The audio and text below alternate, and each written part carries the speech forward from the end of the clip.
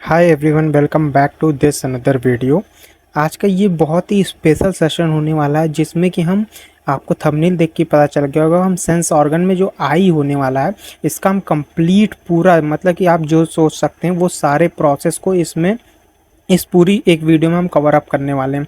ये MSc zoology के जितने बच्चे हैं उनके लिए है, खास साथ ही साथ सीएसआईआर नेट लाइफ साइंस का जो एग्ज़ाम देने वाले हैं उन सभी के लिए इंपॉर्टेंट होने वाला है। और ये एनिमल फिजियोलॉजी सब्जेक्ट से रिलेटेड हमारा टॉपिक होगा। इसमें हम पूरा टॉपिक जो होगा इसके आई के रिसेप्टर के साथ उनके जो भी इंपॉर्टेंट टॉपिक हैं उन सभी को हम आज की वीडियो में डिस्कस करेंगे। तो बिना किसी देरी के चलिए स्टार्ट करते हैं। विज़न हम डिस्कस करेंगे, anatomy, physiology of vision, mechanism, molecular mechanism, सारी चीज़ें हम डिस्कस करेंगे। चलिए आज का सेशन स्टार्ट करते हैं। बहुत ही ब्यूटीफुल सेशन आज का ये होने वाला है।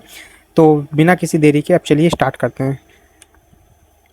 तो सबसे पहली बात जो हम डिस्कस करेंगे वो फिजियोलॉजी ऑफ आई के बारे में डिस्कस करेंगे। ये हमारी पहली स्लाइड से स्टार्ट होता है। इससे पहले आपसे बस एक रिक्वेस्ट है कि हमारे चैनल को प्लीज़ सब्सक्राइब करते हुए चलिए।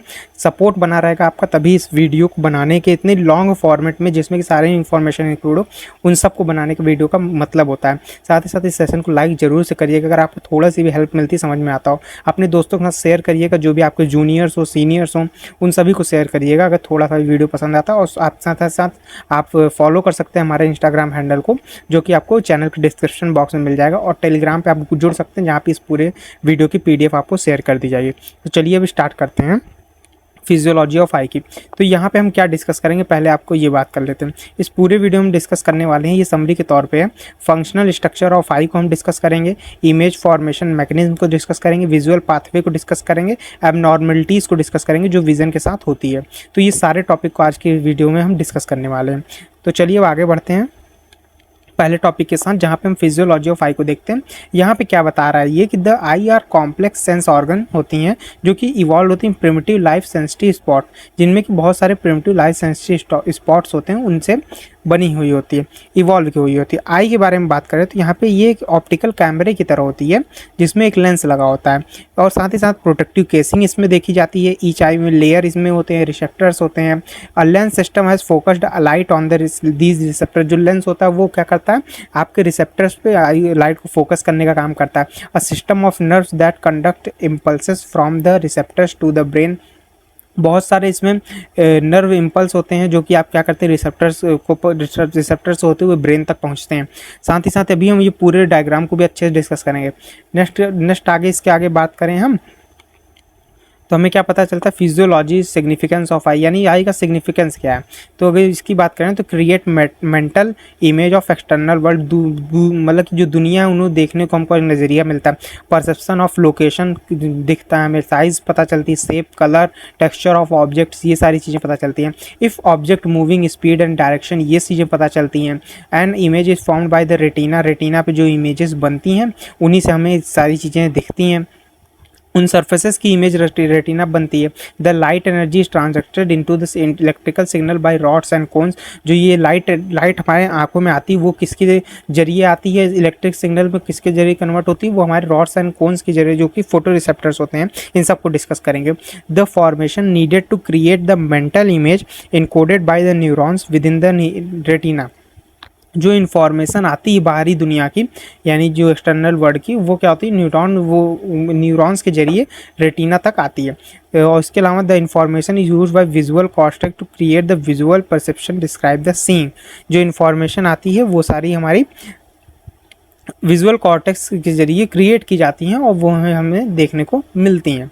आगे अगर हम बात करते हैं तो क्या पता चलता है, ये हमारी आई आप देख रहे हैं, इसमें एक बहुत ही अच्छा खूबसूरत डायग्राम दिखा है। इसके आगे बहुत सारे अच्छे डायग्राम मैंने यूज़ किए हैं आपको सारी चीज़ समझाने के लिए। तो सबसे पहली बात करें तो आप यहाँ पे अपर आईलिड देख सकते हैं। ये आई की जो है अपर आईलिड होती है। इसके अलावा बात करें तो ये आपको प्यूपिल देखने को मिल रहा है, ये वाला स्ट्रक्चर, इसे हम प्यूपिल बोलते हैं। इसके साथ ही साथ ये आयरिस हमें देखने को मिल रही है, इसे हम आयरिस कहते हैं। स्क्लेरा भी हमें देखने को मिल रही है, जो जितना ये वाइट पोर्शन होता है इसे हम स्क्लेरा कहते हैं। इसके अलावा मेडियल कैनेथस हमें देखने को मिल रहा है, जो कि यहाँ पे आप देख सकते हैं इस जगह पे, ये एरिया को। यहाँ पे कैर्निकल और मेडियल कैनेथस दो चीज़ देखने को मिलती हैं। इनर पार्ट को मेडियल कैन्यूथस कहते हैं और कैरेनुकल आपके अपर आगे वाले पार्ट को कहते हैं। लिम्बस आपको देखने को मिल रहा है, यानी जो आउटर एरिया जो होता है इसे limbus, broader view between cornea and sclera, यानी जो ये स्क्लेरा है और ये कॉर्निया है इसके बीच में ये जो ब्रॉडर एरिया दिख रहा है इसे कहते हैं। लोअर आईलिड आपको यहाँ देखने को मिल रही है। लेटरल कैंथस जो इधर साइड के एरिया को होता है उसको कहते हैं, इधर वाले को मीडियल कैंथस कहते हैं, इधर वाले को लैटरल कैंथस कहते हैं। और यहाँ पे पैल्ब्रियल फिशर आपको देखने को मिल रहा है, यानी ये वाला जो एरिया है। इसके आगे बात करें तो और सारी इमेजेस हैं, उनको भी हम डिस्कस करते हैं एक एक करके। आप आगे बढ़ते हैं तो यहाँ पे आप फंक्शनल एनाटॉमी अब देखेंगे। यहाँ पे थोड़ा एनाटॉमी की बात की गई है, जैसे कि आप कोई ये आईलिड देख रहे हैं या ये का पार्ट है, तो इस एरिया को आप क्या बोलते हैं, कॉर्निया कहते हैं। जितनी भी लाइट आती है वो सबसे पहले कॉर्निया से टकराती है और बेंड होती है। ये सारी चीज़ हम डिस्कस करेंगे। आइरिस आप देख सकते हैं, यहाँ पे आइरिस देख रहे हैं, यहाँ पे एंटीरियर चैम्बर होता है, यहाँ पे फ्लूइड भरे होते हैं, और साथ ही साथ इसके पीछे भी एक चैम्बर होता है लेंस को नरिश करने के लिए। और सिलियरी मसल्स आप यहाँ देख सकते हैं, सिलियरी मसल्स लेंस को क्या करती हैं, अपनी तरफ खींचती हैं, सिकोड़ती हैं। और यहाँ पे जोनूल फाइबर्स होते हैं यहाँ पे। साथ ही साथ यहाँ पे स्क्लेरा देख सकते हैं, जो आउटर कवरिंग होती है, ये जो होती है सबसे आउटर कवरिंग होती है वो बहुत मजबूत होती है, क्योंकि इससे हाईली पिगमेंटेड भी इसे कहा जाता है, जिससे बाहर कोई लाइट नहीं जाती। ऑप्टिक डिस्क यहाँ पे होती है। ऑप्टिक डिस्क यानी जो जितनी भी नर्व आती हैं वापस से ये क्या होती हैं, इसके अंदर एंट्री लेती हैं। फोविया होता है यहाँ, फोविया यानी जिसे हम आपके येलो स्पॉट के नाम से भी जानते हैं, ये फोविया होता है। ऑप्टिक नर्व यहाँ पे आप देख सकते हैं, यहाँ पे कोरॉइड आप देख सकते हैं, जो कि ठीक को रेटिना के पीछे पाई जाती है लेयर। रेटिना आपको देख सकते हैं जो सबसे इनर लेयर में, जहाँ पे इमेज फॉर्मेशन होती है, इमेज बनती है। यहाँ पे सस्पेंसरी लिगामेंट जो होते हैं कुछ प्रेजेंट होते हैं, जो कि लेंस को आपके सिकोड़ने का और फैलाने का, कॉन्ट्रैक्शन रिलैक्सेशन करने का काम करते हैं। नेक्स्ट स्लाइड की ओर बढ़ते हैं। यहाँ पे आप फंक्शनल स्ट्रक्चर देख सकते हैं आई का, ये कंटिन्यू किया गया है। और यहाँ पे आप देख सकते हैं इसको और थोड़ा ब्रॉडर व्यू में समझाया गया। Anatomy of human I with its functional structure. यहाँ पे कौन कौन से होते हैं, आईलिड्स होते हैं, लैक्रिमल अपैरेटस होते हैं, कॉर्निया होता है, इंट्रा ऑक्यूलर फ्लूइड्स होता है और लेंस आपको देखने को मिलता है।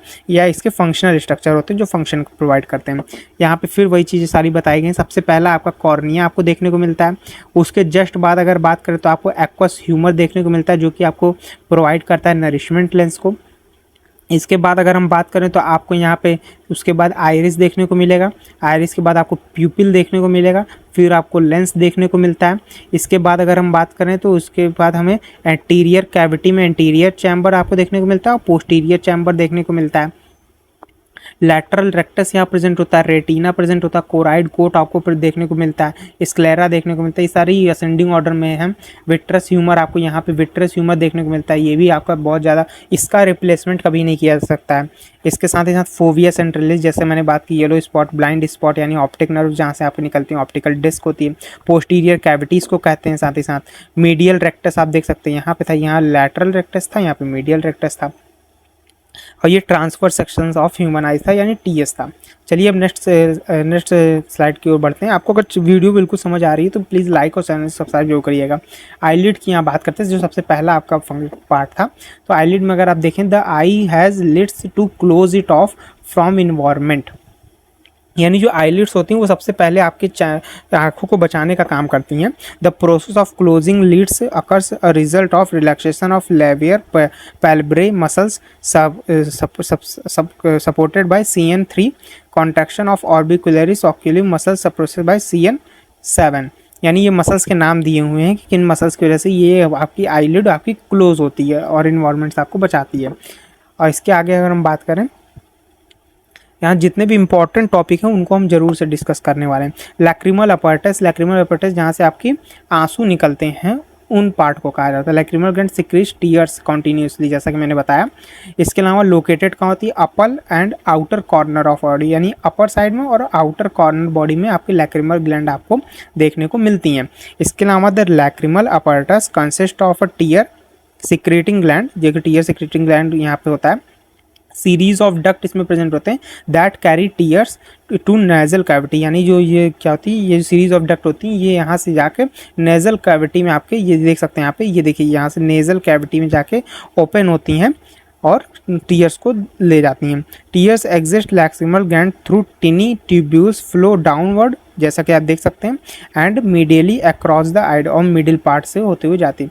Superior and inferior canaliculi collecting tears into lacrimal sac located groove of lacrimal bone nasolacrimal duct which empties into the national cavity.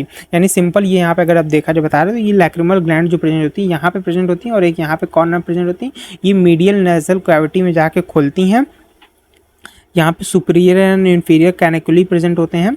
उन्हीं के साथ क्या होता है, सुपीरियर यानी ऊपर साइड की, इंफीरियर नीचे साइड की लैक्रिमल सैक होता है, उनसे होते हुए आपकी नाइजोलैक्रिमल डक्ट में आके खुलती हैं और यहाँ से टीयर सिक्रेशन हमें देखने को मिलता है। नेक्स्ट स्लाइड की ओर बात करें तो यहाँ पे थोड़ा और ब्रॉडर व्यू में आपको दिखा रहा है और कितनी ब्यूटीफुल इमेज है ये, जहाँ पे आप देख सकते हैं अपर पार्ट में, लैटरल पार्ट में आप देख सकते हैं लैक्रिमल ग्लैंड आपको यहाँ देखने को मिल रही है। साथ ही साथ यहाँ पे भी आपको लैक्रिमल सैक देखने को मिल रहा है। ये सुपीरियर लैक्रिमल पनक्टम यहाँ पे होता है और यहाँ पे आप देख सकते हैं कि ये क्या होता है, एक आपको सिक्रीशन बता रहा है एरो के, पॉइंटेड एरो के थ्रू। इंफीरियर लैक्रिमल पनक्टम जो होता है और नासो लैक्रिमल डक्ट जो होती है, यहाँ से क्या होते हुए आपकी आई के टीयर्स होते हैं वो इंफीरियर मेटस एंड टर्बिनेट में आके ओपन होते हैं। यहाँ से आप देख सकते हैं कैसे लैक्रिमल सैक नोज से आपके जुड़ी हुई है। नेक्स्ट स्लाइड की ओर बढ़ते हैं। यहाँ पे आप देख सकते हैं लैक्रिमल अपरटस को और थोड़ा बताया कि normal secretion tear is less than 1 ml per day और टीयर हैज़ pH वैल्यू 7.4 होता है, आइसोऑस्मोटिक विथ ब्लड प्लाज्मा। इसके साथ ही साथ फंक्शन की बात कर रहा है तो ये moistens and lubricant surface of the eye, moist करता है आई के सरफेस को और बहुत ही ज़रूरी काम होता है कि अगर आपकी आईज मॉइस्ट नहीं हो रही है तो ऐसी कंडीशन में आपकी आई में चश्मे लगते हैं तो उस टाइम पे कहा जाता है कि आपकी आई को मॉइस्चर नहीं प्रोवाइड हो रहा। जो ज़्यादा आपके कंप्यूटर वर्क करते हैं उनमें ऐसा देखने को मिलता है कि आपकी आई को मॉइस्चर प्रॉपर नहीं मिल पाता है। मैकेनिकल फंक्शन ड्राई हो जाती है आइस। मैकेनिकल फंक्शन होता है इसका has lysosome action, antibacterial action का भी काम करती, cleans and nourish cornea, maintain corneal surface moist, lacrimal fluid distributed even by reflex blinking also haves to keep the cornea moist. जैसा कि मैंने प्रॉपर बताया, इस पूरे इन्फॉर्मेशन का बेसिक मतलब क्या, एंटीबैक्टीरियल होती है टीयर्स, पीएच और ये सारी बातें, और इसके अलावा मॉइस्चर प्रोवाइड करती है आपकी, जो टीयर्स होते हैं वो मॉइस्चर आई को प्रोवाइड करते हैं, खासकर कॉर्निया को।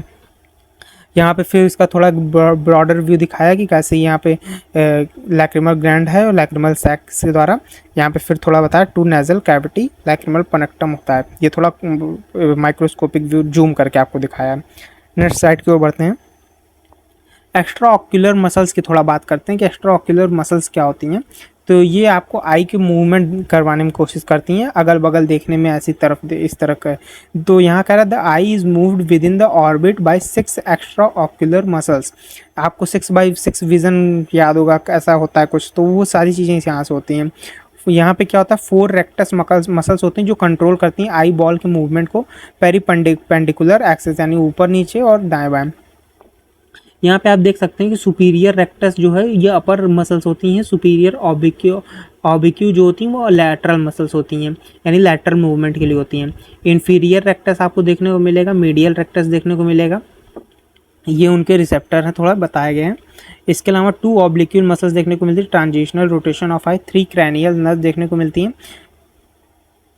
Are concerned with eyeball movement, eyeball की मूवमेंट के लिए जो मदद करती हैं। ऑक्यूलोमोटर की बात करें, superior rectus, medial rectus, inferior rectus and inferior oblique, आपको ये सारी मसल्स यहाँ पे देखने को मिलेंगे। ट्रोकोलियर की बात करें तो सुपीरियर ऑबिक्यू में आता है, एबिकेंस की बात करें लैटरल रेक्टस में देखने को मिलता है। तो यहाँ देख सकते हैं एक मैंने और अच्छी आपके लिए इमेज लाई है कि रेक्टस मसल्स जो होती हैं वो क्या करती है, control up and down movement करती हैं और साइड टू साइड मूवमेंट करती हैं आई का। जैसा कि आप देख सकते हैं यहाँ पर रेक्टस मसल्स जो होती हैं अपर, सुपीरियर और ये लैटरल, डाउनवर्ड एंड लैटरल। ये आप देख सकते हैं कि आई बॉल को आपके अप मूवमेंट करवाती हैं, डाउन मूवमेंट करवाती हैं और साइड बाय साइड मूवमेंट करवाती हैं। इसके साथ साथ जो ऑब्लिक्यू मसल्स होती हैं ये क्या करती है, ये रोटेशनल मूवमेंट करवाती हैं, यानी आई को घुमाने का, अपनी आप को आप घुमा के देखिए तो उस टाइम पे आपकी ऑब्लिक्यू मसल्स वर्क करेंगी और ऊपर नीचे अगर दाएं बाएं आप देखेंगे तो आपकी वहाँ पर रेक्टस मसल्स हेल्प करती हैं। जैसा कि यहाँ पे लिखा rectus muscles control up down and side by side eye movement, देख सकते हैं आप यहाँ पे ये अप डाउन मूवमेंट करवा रही हैं और जो रोटेशनल मूवमेंट होती है वो ऑब्लिक्यू मसल्स करवाने का काम करती हैं। यहाँ पे आप बिल्कुल एक क्लियर व्यू में देख सकते हैं। चलिए अब नेक्स्ट स्लाइड की ओर बढ़ते हैं। चलिए अब थोड़ा आई बॉल के बारे में जानते हैं हम कि आई बॉल क्या होती है, इसके बारे में थोड़ा पढ़ते हैं। तो यहाँ पे आप देख सकते हैं एक आपको स्ट्रक्चर प्रॉपर अच्छा से दिख रहा होगा। यहाँ पे कह रहा है कि the eye is fluid filled sphere enclosed bye 3 layer of tissue, यानी जो आपकी आई बॉल होती है वो 3 लेयर ऑफ टिश्यू से मिलकर बनी होती है। जिसे पहले एक्सटर्नल लेयर कहते हैं, यानी जो आपको ये आउटर साइड में दिख रही है, ये जो आप देख रहे हैं ये लेयर, यानी ये जो आउटर लेयर आपको दिख रही है इसे हम एक्सटर्नल लेयर कहते हैं। जो आपको इधर ये आउटर साइड में ये वाली देखने को मिल रही है, ये वाली। इसके साथ ही साथ इसमें स्क्लेरा प्रेजेंट होती है। स्क्लेरा जो एक बहुत इंपॉर्टेंट लेयर होती है, जैसा कि मैंने आपको बताया अभी, स्क्लेरा में बहुत ज़्यादा पिगमेंटेड ये लेयर होती है और प्रोटेक्टिव लेयर होती है। जैसा कि यहाँ लिखा हुआ है, fibrous tough protective outer coat give shape and protection to the eye, यानी आई को बहुत ज़्यादा प्रोटेक्शन देती है स्क्लेरा। इसके बाद आपको कॉर्निया देखने को मिलती है एक्सटर्नल लेयर में। इसके बाद फिर मिडिल लेयर की बात करें तो मिडिल लेयर आप जैसा देख पा रहे हैं, मिडिल लेयर में क्या होता है, इस कॉर्निया आपकी यहाँ पे बता रहा है, स्क्लेरा आपकी जो ये पीछे इसी को एक्सटेंड कर दिया जाता है तो ये स्क्लेरा बन जाती है। ये देखिए आप, स्क्लेरा और कॉर्निया आपकी एक्सटर्नल मसल्स में, एक्सटर्नल लेयर में आती है। मिडिल लेयर की बात करें तो consist choroid, ciliary body and iris front में। कोरॉइड जो होती है आपकी स्क्लेरा के जस्ट आगे होती है, यानी स्क्लेरा आप देख रहे हैं इसके आगे जस्ट कोरॉइड होती है। कोरॉइड में आपके रॉड एंड कोन्स देखने को मिलते हैं। यहाँ पे आपके सेल्स प्रेजेंट होते हैं। रेटिना में रॉड एंड कोन्स देखने को मिलते हैं, वो फर्दर एक्सटेंड होकर कोरॉइड में गैंग्लियन सेल्स से आके मिलते हैं। वो सारी चीज़ें हम देखेंगे अभी। यहाँ पे सिलियरी बॉडीज प्रेजेंट होती हैं और साथ ही साथ आइरिस आपके फ्रंट में देखने को मिलेगा। आइरिस आपकी मीडियल लेयर होती है, यहाँ पे मेंशन नहीं किया है शायद, अभी मैं आपको नेक्स्ट उसमें इमेज में दिखाता हूँ। आइरिस फ्रंट में होती है, कॉर्निया के जस्ट पीछे। इनर लेयर की बात करें तो consist photo receptor, cones and rod, nervous tissue, fovea and retinal artery. ये सारे आपके फोविया यानी ये आपका येलो स्पॉट जिसे कहते हैं, ऑप्टिकल फाइबर्स जो होते हैं, photo receptor, rod and cones सारी इनर लेयर्स में आती हैं। और ये सारे इनर लेयर यानी रेटिना जहाँ पे आपका आता है, और ये सारे photo receptor, fovea, nervous tissue आपको देखने को मिलते हैं। नेक्स्ट स्लाइड के ऊपर बढ़ते हैं, थोड़ा और अच्छे से इसको डिस्कस करते हैं। द आई बॉल कंटिन्यू यहाँ कर रहा है, मिडिल लेयर की बात कर रहा है। मिडिल लेयर में ये कोरॉइड की बात कर रहा है। कोरॉइड में क्या होता है, रिच कैपिलरी बेड होता है, नरिशमेंट प्रोवाइड करता है photo receptor of the I, photo receptor cells को ये नरिशमेंट प्रोवाइड करता है। कौन, आपका कोरॉइड जो होता है। अब आगे बात करें तो यहाँ मिडिल लेयर की बात कर रहा है। अब मिडिल लेयर में भी क्या होता है वो चीज़ों को देखते हैं। यहाँ ब्लड सप्लाई होती है, साथ ही साथ क्या होता है कि इंटायर आई को प्रोवाइड होती है। कोरॉइड्स में, कोरॉइड पूरे इंटायर आई में होता है, आपका ब्लड सप्लाई प्रोवाइड करता है। और high concentration of light absorbing pigment melanin इसमें प्रेजेंट होता है हाई कंसंट्रेशन में, जिससे लाइट अब्जॉर्ब हो जाती है, और जो नहीं होती है वो आगे जाके स्क्लेरा में हो जाती है। सिलियरी बॉडी यहाँ मसल्स प्रेजेंट होती हैं। Extension for choroid in the front of eye, पूरे आई के आगे तक इसका एक्सटेंशन देखने को मिलता है। इन सर्कल्स द लेंस को कवर करता है। Consist of muscular component important for adjusting refractive power of the lens, ये जिसकी जो मसल्स होती हैं वो आपके लेंस को एडजस्ट करती हैं और रिफ्रैक्टिव पावर्स आपकी लेंस को एडजस्ट करने में हेल्प करती हैं। नेक्स्ट स्लाइड की ओर बढ़ते हैं, मीडियल लेयर को थोड़ा और समझते हैं। यहाँ पे क्या कह रहा है,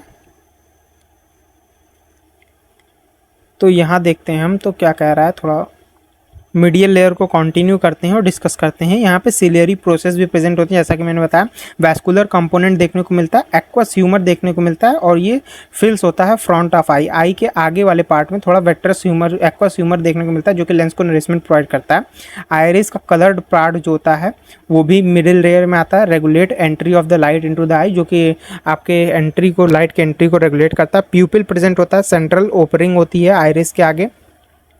Size controlled by neuronally by 2 sets of muscles with opposing action which allow the size of pupil to be adjusted। ये सबको अभी हम आगे डिस्कस करेंगे। आगे थोड़ा बढ़ते हैं तो इसमें थोड़ा हम समझते हैं और इंट्राऑक्यूलर फ्लूइड्स को, यानी जो कि मैंने एक्वस ह्यूमर और वेट्रस ह्यूमर की बात करी ना, उनको बात करते हैं कि इंट्राऑक्यूलर फ्लूइड जो होते हैं उनके कंपार्टमेंट्स कहाँ कहाँ प्रेजेंट होते हैं।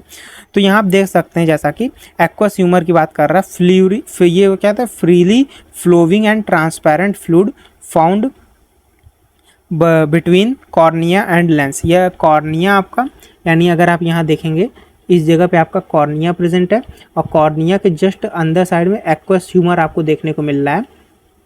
ये एक्वस ह्यूमर आपको देखने को मिल रहा है और लेंस के आगे आपको देखने को मिल रहा है इस जगह पे।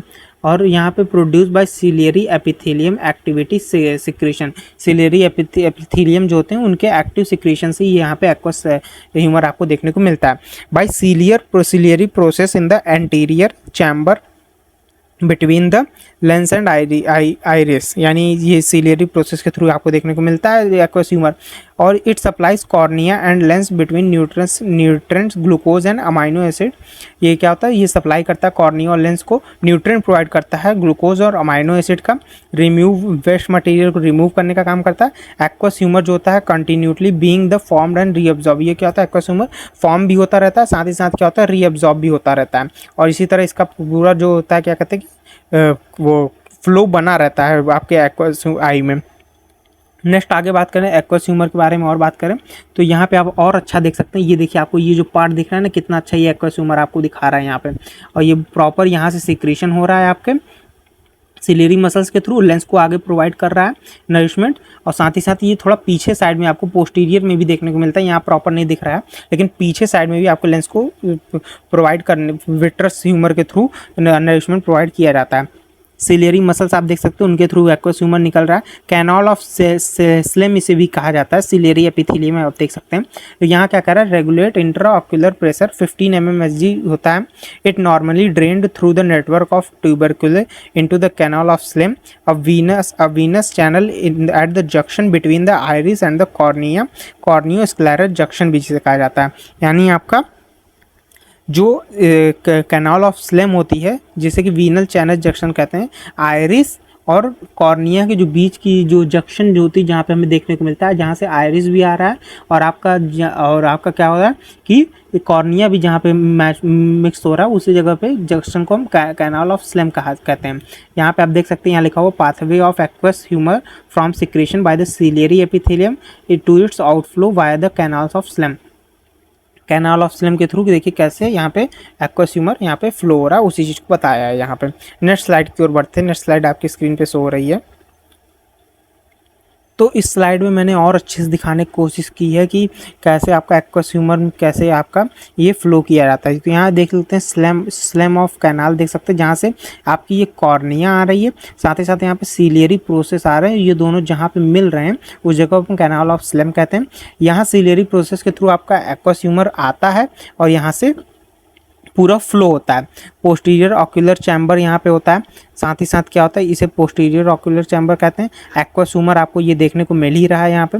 एंटीरियर ऑक्यूलर चैम्बर होता है, ये आपके पोर्शन आगे जो होता है लेंस के उसे हम एंटीरियर कहते हैं, आगे दिख रहा है। तो कॉर्निया आपकी यहाँ प्रेजेंट ही है। सिलियरी मसल्स आप देख सकते हैं, ये सारी पूरी सिलियरी मसल्स हैं। सिलियरी प्रोसेस आप देख सकते हैं, ये सारे सिलियरी प्रोसेस हैं जो कि आपको क्या कहते हैं लेंस को कॉन्ट्रैक्ट और रिलैक्स करने का काम करते हैं। जोनुलर और फाइबर्स भी यहाँ पे होते हैं, देखने को मिलते हैं। तो ये देखिए कितना अच्छा यहाँ पे एक दिखा रहा है, जो कॉर्निया होती है पीछे जाके स्क्लेरा में खुल जाती है, ये चीज़ें जो यहाँ पे दिखा रहा है स्क्लेरा बाद में पीछे आपको आउटर कवरिंग में देखने को मिलती है। ये आई कुछ ऐसे बनी होगी। तो यहाँ पे वही चीज़ दिखा रहा है कि कैसे एक्वस ह्यूमर का आपका कैसे सिक्रेशन हो रहा है by the help of Schlemm canal and ciliary muscles. Aqueous humour के बारे में बहुत बात करें तो इंट्राऑक्यूलर प्रेशर जो होता है यहाँ पे उसे कांस्टेंट होना चाहिए all the time, because there is a balance between formation and reabsorption of aqueous humour. ये हमेशा होते रहना चाहिए, रीअब्जॉर्प्शन भी और एक्वस ह्यूमर का फॉर्मेशन भी। ऑब्स्ट्रक्शन यानी अगर इनके बीच में ऐसा नहीं होता है तो क्या होता है कि आपका इंक्रीज इंट्राऑक्यूलर प्रेशर जो होता है वो इंक्रीज हो जाता है अगर प्रॉपर रीअब्जॉर्प्शन और सिक्रीशन नहीं हो रहा है, तो फॉर्मेशन नहीं हो रहा है तो। और ऐसी कंडीशन को हम ग्लोकोमा कहते हैं, ग्लोकोमा ऐसी कंडीशन को कहा जाता है। One cause of increased pressure यानी इनका जो प्रेशर इंक्रीज होता है उसका या फिर डिक्रीज होता है, डिक्रीज परमिबिलिटी यानी जो आपकी परमिबिलिटी होती है सिक्रीशन ऑफ फॉर्मेशन और आपके रीअब्जॉर्प्शन की परमिबिलिटी क्या होती है उसमें दिक्कत होने लगती है। ओपन एंगल जिसे ग्लोकोमा कहते हैं। And another is forward movement of the iris यानी आइरिस के फॉरवर्ड मूवमेंट को जिसे हम एंगल क्लोजर ग्लोकोमा कहते हैं। तो ये आपको यहाँ पे इतना बस याद रखना कि ग्लोकोमा किसकी वजह से होता है, जब आपके इंटरऑक्यूलर प्रेशर में कोई दिक्कत आने लगती है, जैसी फॉर्मेशन और डिस्ट्रीब्यूशन जब दिक्कत आने लगती है तो ग्लोकोमा वाली कंडीशन हमें देखने को मिलती है। आगे बात करें तो विट्रस ह्यूमर की बात करते हैं। यहाँ पे तो एक्वस ह्यूमर था इस जगह पे, अब ये जो है आपका ये वाला पोर्शन ये विट्रस ह्यूमर होता है।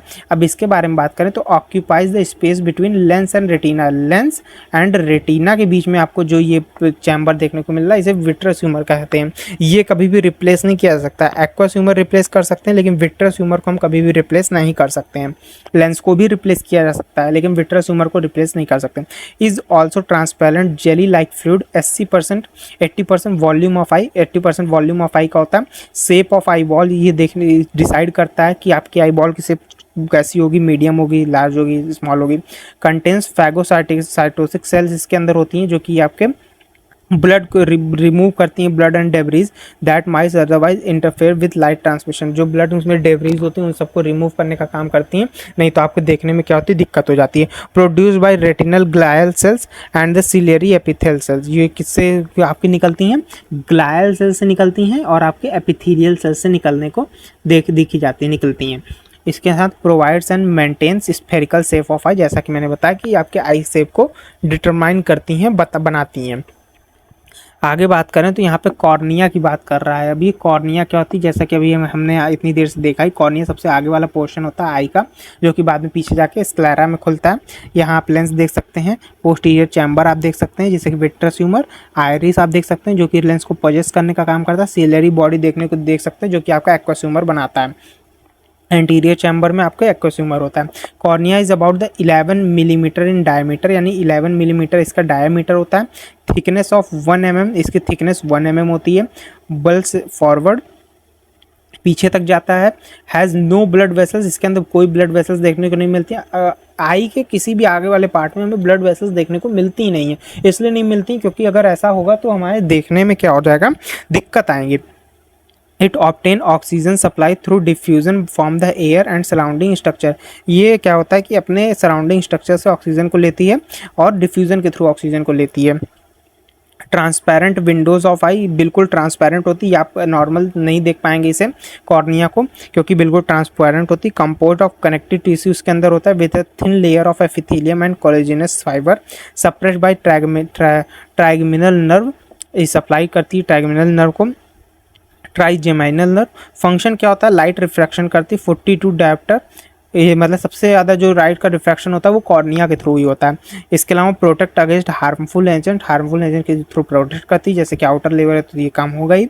फॉरेन बॉडी डस्ट इन सबसे प्रोटेक्शन प्रोवाइड करवाती है, तो ये बहुत इंपॉर्टेंट पार्ट हो जाता है आई का कॉर्निया।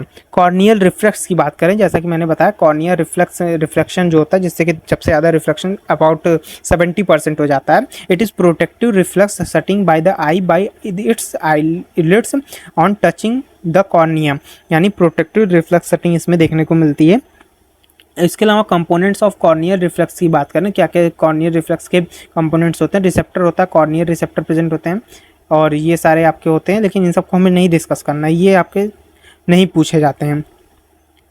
इसके आगे हम थोड़ा बात करें, जैसा कि मैंने आपको जो बेसिक इंपॉर्टेंट चीज़ें वो आपको बताते हुए चल रहा हूँ।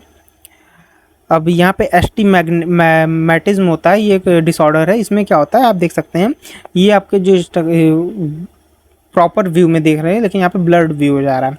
It is a common condition which is curvature of the cornea is not uniform. अगर आपका कॉर्निया नॉट यूनिफॉर्म है, यूनिफॉर्म नहीं है मतलब कि थोड़ा आगे निकला हुआ है या फिर पीछे है, तो ये आप कंडीशन देख सकते हैं। कितनी अच्छी इमेज मैंने लाई है, यहाँ पे आप देख सकते हैं कि कैसे कॉर्निया थोड़ा आगे हो गया। ये आपको क्योंकि बिल्कुल ट्रांसपेरेंट होता है लेकिन ये आपको थोड़ा किनारे से देखने को मिल रहा है कि कैसे आगे निकला हुआ। तो too great is curvature of cornea one plane of the eye, यानी बहुत आगे हो जाता है। ब्लड विजन देखने को मिलता है, usually caused by uneven non spherical counter of cornea, यानी ऐसा आपको देखने को मिलता है, अनइवन ब्लड विजन देखने को मिलता है। Corrected with the precision glasses, यहाँ पे आपको ग्लास प्रोवाइड किया जाता है सिलेंडर का लेंस से, मतलब कि वो प्रॉपर बनने के लिए। लाइट आप देख सकते हैं कि दो बार यहाँ पे काउंटर हो रही हैं, एक बार यहाँ पे एक बार यहाँ पे कट कर रही है एक दूसरे को। इस वजह से क्या होता है फोकस पॉइंट पे प्रॉपर नहीं पड़ पाती हैं और ब्लड विजन हमें देखने को मिलता है। अगर आपने कई बार देखा होगा खुद से भी आप ब्लड विजन कर लेते हैं, वो एक अलग कंडीशन होती है, ये एक अलग कंडीशन है जिसमें कि कॉर्निया आपका थोड़ा ज़्यादा हो जाता है। आगे बात करें लेंस की, तो यहाँ पे आप लेंस देख सकते हैं कितना प्रॉपर अच्छा व्यू देखने को मिल रहा है। लेंस की बात करें तो ये आपको जो बीच में ये प्रॉपर ये देखने को मिल रहा है, इसको हम लेंस कहेंगे। रेटिना आपको यहाँ पे देखने को मिल रहा है, इस जगह पे रेटिना। कोरॉइड कोट यहाँ पे आपको देखने को मिलती है, जो लेंस आपके स्क्लेरा और लेंस के रेटिना के बीच में होती है, स्क्लेरा आउटर कवरिंग होती है। सिलेरी प्रोसेस आप देख सकते हैं, सिलेरी बॉडी जिन्हें कहते हैं, इन्हें हम सस्पेंसरी लिगामेंट भी कहते हैं। ये प्यूपिल को अबव यानी कॉन्ट्रैक्ट और रिलैक्सेशन का काम करते हैं, सस्पेंसरी लिगामेंट जो होते हैं। ये एवेस्कुलर बाई कॉन्वेक्स स्ट्रक्चर होता है लेंस का, enclosed in elastic capsule. Elastic capsule में आपका एक इनक्लोज होता है, lies directly behind the iris and प्यूपिल, directly iris and प्यूपिल के पीछे होता है। लेंस इज फ्लेक्सिबल, फ्लेक्सिबल होता है, ट्रांसपेरेंट बॉडी होती है, नेचुरली राउंडिंग शेप की होती है। This transparent structure crystalline lens held in the place by the circular lens ligament, यानी जोन्यूल जिसे कहते हैं, यानी इन्हीं दोनों सहारे ये प्लेस किया जाता है आपके आई में। थोड़ा आगे बात करते हैं और लेंस को कंटिन्यू करते हैं। तो जोन्यूल क्या होते हैं? Attach bye thickened anterior part of the choroid bye the ciliary body, और ये सिलियरी बॉडी जो होते हैं कंटेन किए होते हैं circular muscles fibre and longitudinal muscles fibre that attach near the कॉर्नियोस्क्लेरल junction, यानी ये दोनों सिलियरी फाइबर जो होते हैं, सिलियरी बॉडीज जो कंटेन की होती हैं, सिलियरी मसल फाइबर, ये आपके क्या करते हैं? लेंस को आपको प्रॉपर बनाए रहते हैं एक जगह पे। फंक्शन ऑफ लेंस की बात करें तो provide an important refractive media I 29 dioptre. Important refractive media होता है सबसे पहले कॉर्निया से 70%, उसके बाद आपका 30% करीब जो होता है लेंस से रिफ्रैक्शन देखने को मिलता है, और प्रॉपर फिर जाके रेटिना पे इमेज बनती है इस तरीके से। यहाँ पे लेंस है तो यहाँ से लेंस से आपका जो आएगी वो रिफ्रैक्शन बेंड हो जाती है लाइट, तो यहाँ पे बन जाता है 30% अबव। और आपके कॉर्निया से क्या होता है? कॉर्निया से जो लाइट आती है वो अबव आपका क्या होता है? लगभग 70% बेंड हो जाती है, और फिर लेंस से 30% होकर आपके रेटिना पे इमेज फॉर्म होती है। Unlike the cornea, refractive power of the lens is under physiological control. Physiological control के अंदर होती है। Enables the eye to see near objects, accommodation जिसे कहते हैं। ये क्या करती है? लेंस का रिफ्रैक्शन आपके नियर ऑब्जेक्ट को देखने को मदद करती है, जिसे कि एकोमोडेशन कहते हैं। Protects retina from harmful reflects ultraviolet rays entering the eye. जो लेंस होता है आपका अल्ट्रावायलेट जो रेज होती हैं उनसे भी आपको प्रोटेक्ट करता है आई को। आगे बढ़ते हैं हम थोड़ा। आप यहाँ पे ट्रांसपेरेंसी की बात करें तो इंडिविजुअल एजेस में क्या होता है कि द लेंस में डेवलप ओपेसिटीज़ कॉल्ड कैटरेक्ट्स की हो जाता है। नॉर्मल विज़न की बात करें तो सर्जिकली इसे रिमूव किया जा सकता है ओपैक को, लेंस को रिप्लेस करके। वे किससे रिप्लेस किया जाता है? प्लास्टिक लेंस से रिप्लेस कर सकते हैं हम। जो अपोकल लेंस होता है जो कि आपका मतलब कि डिफ़ॉल्ट हो जाता है, थोड़ा सा जिसमें दिक्कत आ जाती है लेंस को, उसको हम रिप्लेस कर सकते हैं ओरिजिनली लेंस से, उनको रिप्लेस करके हम प्लास्टिक लेंस वहाँ पे लगा सकते हैं। सर्जिकली ये पॉसिबल है। इसके अलावा अगर हम आगे बात करें तो यहाँ आपके देख सकते हैं बहुत सारे अच्छे इमेज दिए हुए हैं। जैसा कि देख सकते हैं यहाँ पे क्या हो रहा है, सिलेरी मसल्स जो हैं रिलैक्स्ड कंडीशन में हो जा रही हैं, और उसके साथ ही सस्पेंसरी लिगामेंट जो हो रहे हैं वो लेंस को और बड़ा कर दे रहे हैं। मतलब कि यहाँ पे इस कंडीशन में लेंस आपका सिकुड़ जा रहा है, कॉन्ट्रैक्ट हो जा रहा है, और यहाँ पे क्या हो जा रहा है आपके जो सस्पेंसरी लिगामेंट जो है उनके लेंस क्या होता है और ब्रॉड हो जा रहा है। इसको और अच्छे से समझते हैं थोड़ा। यहाँ पे सबसे पहले आप आई के स्ट्रक्चर, लेंस के स्ट्रक्चर को देखिए। ये जो पार्ट है आपका, ये इसको हम क्या बोलते हैं? सस्पेंसरी लिगामेंट कहते हैं। और ये आपका वापस जाके किस में खुलता है? ये आपका वापस जाके किस में? सारे सस्पेंसरी लिगामेंट आपके सिलेरी मसल्स में खुलते हैं। तो अब यहाँ पे क्या होता है इस कंडीशन में कि जब आपका सेंसर जो सस्पेंसरी लिगामेंट होते हैं ये क्या करते हैं? लेंस को खींचते हैं अपनी तरफ और रिलैक्स करते हैं, यानी कॉन्ट्रैक्ट करते हैं। तो ये आपका लेंस क्या होता है? बड़ा होता है। जब रिलैक्स होते हैं तो ये आपका क्या होता है कि लेंस आपका जो होता है सस्पेंसरी लिगामेंट के आपके कॉन्ट्रैक्ट होने पे लेंस आपका क्या होता है? ये कोनिकल शेप में आता है। और जब आपका यहाँ पे रिलैक्स होता है तो लेंस क्या होता है आपका? ये थोड़ा ओपैक हो जाता है, ओपैक शेप में आ जाता है, यानी पीछे साइड से फूल जाता है।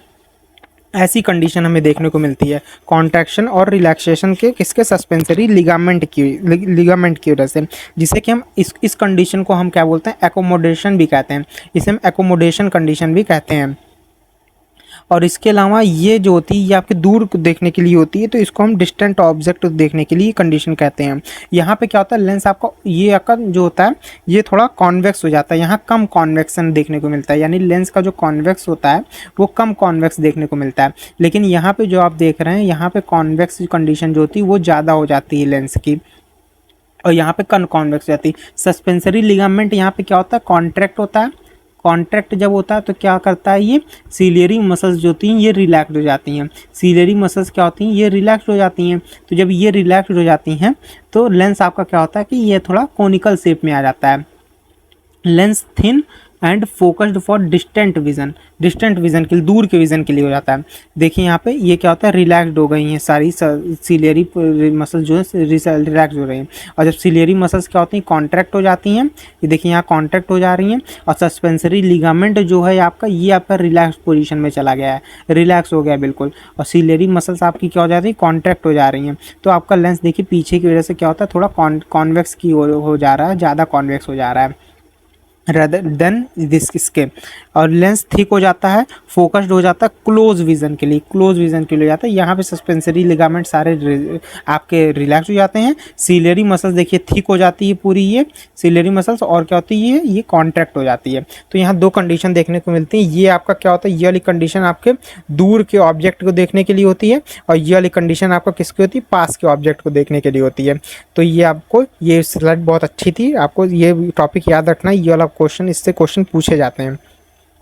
अब थोड़ा आइरिस की हम बात करते हैं। आइरिस क्या होता है, in front of the lens pigmented and opaque iris होता है, और it is the colourful part of the eye होता है। आपके ये आई का कलरफुल पार्ट होता है, और हर एक व्यक्ति का आई कलर जो होता है वो डिफरेंट होता है। और with is connected with the choroid, choroid से ये कनेक्ट होता है, जो कि स्क्लेरा के पहले होता है और आपके रेटिना के बाद होता है। इसके साथ ही साथ आपके आगे बात करें, the iris contains circular and radial muscles fibre, circular radial muscles fibre contain किया होता है। Consist dilate the people, people को ये आपके डायलेट करने की कोशिश करता है। और regulatory entry of the right, regulate करता है आई के एंट्री को। जब देखिए आपको कभी कोई दिक्कत होती है, किसी पेशेंट की एक्सीडेंट हो जाता है, कुछ हो जाता है, तो उसके आपके लेंस पे क्या किया जाता है, आपके टॉर्च डाली जाती है। तो ये आइरिस जो होता है ये आपका डायलेट हो जाता है और कॉन्स्ट्रिक्शन दिखाता है। तो यही आइरिस क्या करता है, आपके रेगुलेट करता है लाइट की एंट्री को रेटिना में। It is a circular pigmented structure, circular आप देख सकते हैं यहाँ पे कितना अच्छा सर्कुलर दिख रहा है।